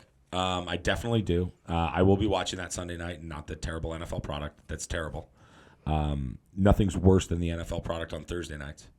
And Thursday night can be a big social night, so this isn't the best spot on the schedule for our listeners out there if they have things going on. But if you're a cock and you've got kids and a wife and everything sucks, and you're a night owl because that's the only time you get alone now, that's probably most of our listeners. Golden Knights at Canucks tomorrow night, Thursday night. That's one to circle. I've watched a lot of both teams, so it's not necessarily new discovery, but it's a huge matchup. They're neck and neck in the standings. I think you're going to get a great pump-up speech from Tocchet, from Cassidy get the boys into that. Going. Cassidy reminding the boys, right? The Pacific runs through us. We are the Cup champs. Mm-hmm. And Tocchet saying, hey, boys, you want to see the big boy table? Guess who's the favorite? Here's your invite. Van at home. Van at home. Yeah. Minus 120. It's a close one, but minus 125. Van at home. Tough. It's a tough pick 'em. What got to look at what maybe Vegas is minus 100 or plus 1 plus 100 110. Already too many numbers for me, but anyways. yeah. So those are the games. I like it. I was considering Devils Canucks. I was looking at that game on Tuesday next week. So there's also a Hughes sisters matchup. Oh, that would have been it's going to be a little annoying on the broadcast. But. Well, hopefully the mom's in attendance. All right, so what's our pick? What's our pick for it? You guys? I don't know how we decide this. This is our first time. So we got to. No, we got to. No, now I guess we should pick determine one game to watch that we got to recommend. We seal and stamp for the SlotShot podcast. Sunday night, Kings Avs. I think we got Kings Avs. All right, so that's what's going to be. We're going to pick one. All right. I think that's. We'll fair. iron out how we do that process. It's a bit tough, but all right. Yeah, appointment viewing Sunday night. Love it. Love it. Moving on to the Wood Show, the Termite of the week. Oh, has it been termite-y? Last episode we had a great little field trip from Armour to the Chicago Zoo. I was coming off back-to-back on Sunday, though. Sorry, Jack. Termite of the week. Alex is on the clock and eager. He's been saying he's had this one for a little while. It's someone that potentially has been talked about. So we got to first clear him off the. Make sure no one's taken him before. But Armour, I don't think he's a termite yet. Who is going up for nomination? Yeah, so a guy. Yes, I always have vibes on it, but then I do a little background research, and the background research checked out. We're going Brandon Duhaime. got? Minnesota. Minnesota, fourth line, left winger. Let's hit on some quick hitters of why I love this guy. I'm going to save the best point for last, but first point, the guy loves to fight, and he loses almost all his fights. Check the game notes, bud. I mean, he just loses fights.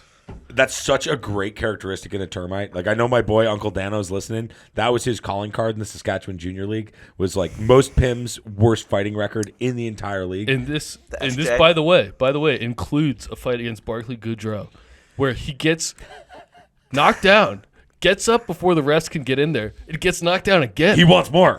He wants more, and he lost again. But I love the attitude. So I was like, okay, that's sweet. Then I saw a good fan clip. That's a soldier, not a builder. Soldier, yeah. 6'2", 200. Then I saw a good clip, a fan clip. He's not 6'2". But there's a fan clip of a fight against Kyle Burrows. And the Canucks are wearing those throwback, like, orange and black jerseys. Oh, good looking jersey. And he just gets knocked out. But out it's cold? like Out cold? Like No. I don't know if he was out cold. Not like on the button out. But like he dropped. Okay. But the fan clip is right up on it, so you get to see him fully get wiped. But he still gets going. He gets way too hyped up for anything that goes on. Completely. I mean, he's fired up for every goal, everything that goes on. He's yelling and stuff. Fourth line PK1, and we talked about the Minnesota power play, where essentially you're just a wall eating shots. So that's why they put him there. They're like, yeah, let him eat the shots, and he's willing, and able just to be a body. Good video I found on Twitter of him falling on a puck in warm-ups. And he's the first man out in warm-ups, and there's all the pucks sprayed out, and he just skates right on one. Sails it. Oh. So I was like, nice, good move. What a resume. I know, they just sent him out, but here's the real kicker. First NHL goal, absolute beauty. He's net front, drops his stick. As he goes down to pick up his stick while getting cross-checked, puck hits off his skate, goes in. Just a beauty. Just a beauty. First NHL goal. Him, like, reaching over, trying to grab his stick. And as the net front man, one thing you really shouldn't do is drop your stick. That's putting yourself in a bad spot. People are coming for your stick. Don't drop it. And he does, but it was also the puck's coming for your face. Yeah, but it was beautifully played. I mean, he just stuck his leg out there, intentionally directed it in, smart play by him. So, yeah, Duhaime. He's my termite pick. I like it. In 2021, 122 PIMs. Last year, he only played in 51 for 42 PIMs. This year, 34 and 20. So he's on good pace. But, funny enough, 4 goals, no assists.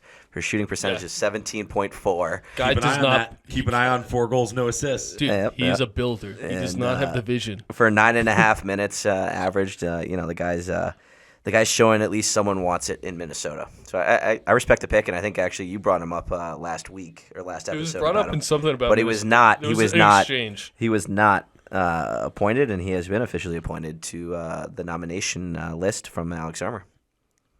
He's got the invite to the termite tryout. I mean, what a resume!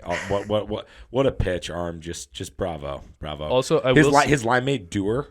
Yeah, Dewar, totally in that discussion. You can confuse the two of them. Also, another thing that really sold me is there is a little bit of a meme community around him, because I did see after he fell on the puck, there were some memes, including him falling at like the Met Gala. So it's like the Met Gala red carpet. It was like Duhaime after he'd slipped on the puck, just like down the stairs. And I was like, the fact that somebody made that shows me that. Oh, they need to link it up with all the Joe Biden falling memes. That's the next step. Duhaime. Oh, I love it. That's another absolute wonderful termite of the week from Alex Armour. And, we look forward to. Did you do your homework? I know you did your homework in terms of the standings, but did you do any of the termite listening like we? No, we said before the end of the year we're gonna set the list for January. I thought, but that's a lot of homework. That is a lot of homework. I did not have the 30-something plus episodes, boys. I did not have the bandwidth. All good. Moving on to our final segment of the night. We know it's been a long one, but. We're finishing her off with Saturday picks. The parlay goes to 1-6. I finally dropped one. Ross and Alex did not. So Alex is at 5-1. I'm at 4-2, and Rusty is at 3-3. Alex, you are on the clock. Oh baby, this is a fun one. There's some good games here. I am going to go with, so just quick insight into my thought process here. Do I go with the safe pick or do I make us some money? Do I be the money booster? You've got a game lead. I think you can get aggressive with it. I think I'm going to. And I'm going to go with a little bit of a shocker here. I'm going to Calgary. I've taken the Calgary Flames over Jack's boys, the Vancouver Canucks, in the Saddle Dome. Calgary's playing well. I mean, they've been playing well for a little bit. They have a little youth influx. They're fighting. There's going to be a lot of juice on that. And what I will say is Connor Zary winner. I always have to pick my winning goal, Connor Zary. Ooh, interesting. I like the pick. I like the pick a lot. That's a pick of a leader. You know, that's me shoving out the bag of goalie game too, because I won the first game.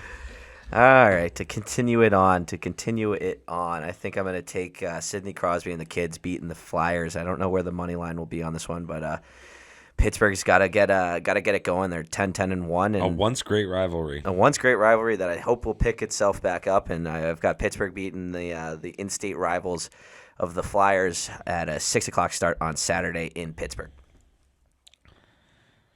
All right, that's a pick. The two teams, I mean, very similar records with the two of them. Phillies played one more game. They're almost identical. You know, I'm looking at this, and this is one of those just fuck it picks for me. They're playing the second night of a back-to-back. My Ottawa Senators are going to be playing in Columbus on Friday night. And that's going to be a game to check on because Saturday night they host the Kraken. So they're going to travel from Columbus to Ottawa. It's 6:00 Central, 7 Eastern. It's not too much of a journey. They should be fine. If the Senators are going to climb out of where they are, like I've already doubled and tripled down on, they need to win games like this against teams like the Kraken. Probably going to get the backup Tendy. Haven't done my goaltending homework. I am going pure vibe with the pick. Should be some decent juice. And you know what I think is actually a pretty good call for our listeners? Maybe chuck the parlay on the boys. Maybe equal and opposite chuck the fade on the boys. I kind of agree with that. That's the only thing I was going to say about it is this is Seattle's in a tough stretch of hockey right now. They dropped one on Friday to Vancouver. They dropped one last night to Chicago. They've got Toronto on Thursday. They get Friday off, but I think they're going to be. I think there'll be a pissed off team that you're going to see that's going to be off of a 3-game losing streak in Ottawa. So that's the only thing that concerns me about it. But I like that Ottawa's at home. I think there's a little bit of a vibe, and we need Brady Tkachuk to muck it up. I'm expecting a lot of PIMs in that game. I would agree with that. Any final thoughts before we close her on down, boys? What a week for you. Fucking asshole. Patty Kane. I know everyone's talking about the Patty Kane to DeBrincat connection, but watch out for Lucas Raymond there. Patty Kane said he might get moved around the lineup. Lucas Raymond. I think he's all right. He took a knee on knee in the first, but yeah. I love that guy. Rusty, final thoughts? Not another thought. We emptied the bucket. That's a good way to put it. Folks, thank you for tuning in to another excellent. Oof, the adjectives. Great episode of SLOTSHOT Podcast, a hockey podcast. We appreciate you guys tuning in. If you want to follow the socials, give Ross a follow at Rusty Pedroia. Give Armdog a follow at Armdog_SS. Give me a follow at SiffyMan if you want to interact on Twitter. Like I said, the SLOTSHOT Twitter page is under construction at this moment, but don't worry, we've got our Instagram page, we've got our YouTube, and we'll be going live with our Saturday picks, our Termite picks, some highlights, and all of that on the socials. So give us a follow at SLOTSHOT Podcast. We appreciate you guys tuning in, and we'll catch you guys next week for some more exciting hockey. Don't be afraid to tune in to LA and the Avalanche on what night was it? Sunday night. Staples Center, Los Angeles. Check some Los Angeles, California. Check some low unit on maybe the parlay as we try and climb our way out of a 1-6 record early in the season. But no, ladies and gentlemen, have a great, fantastic rest of your week, and we'll catch you guys soon.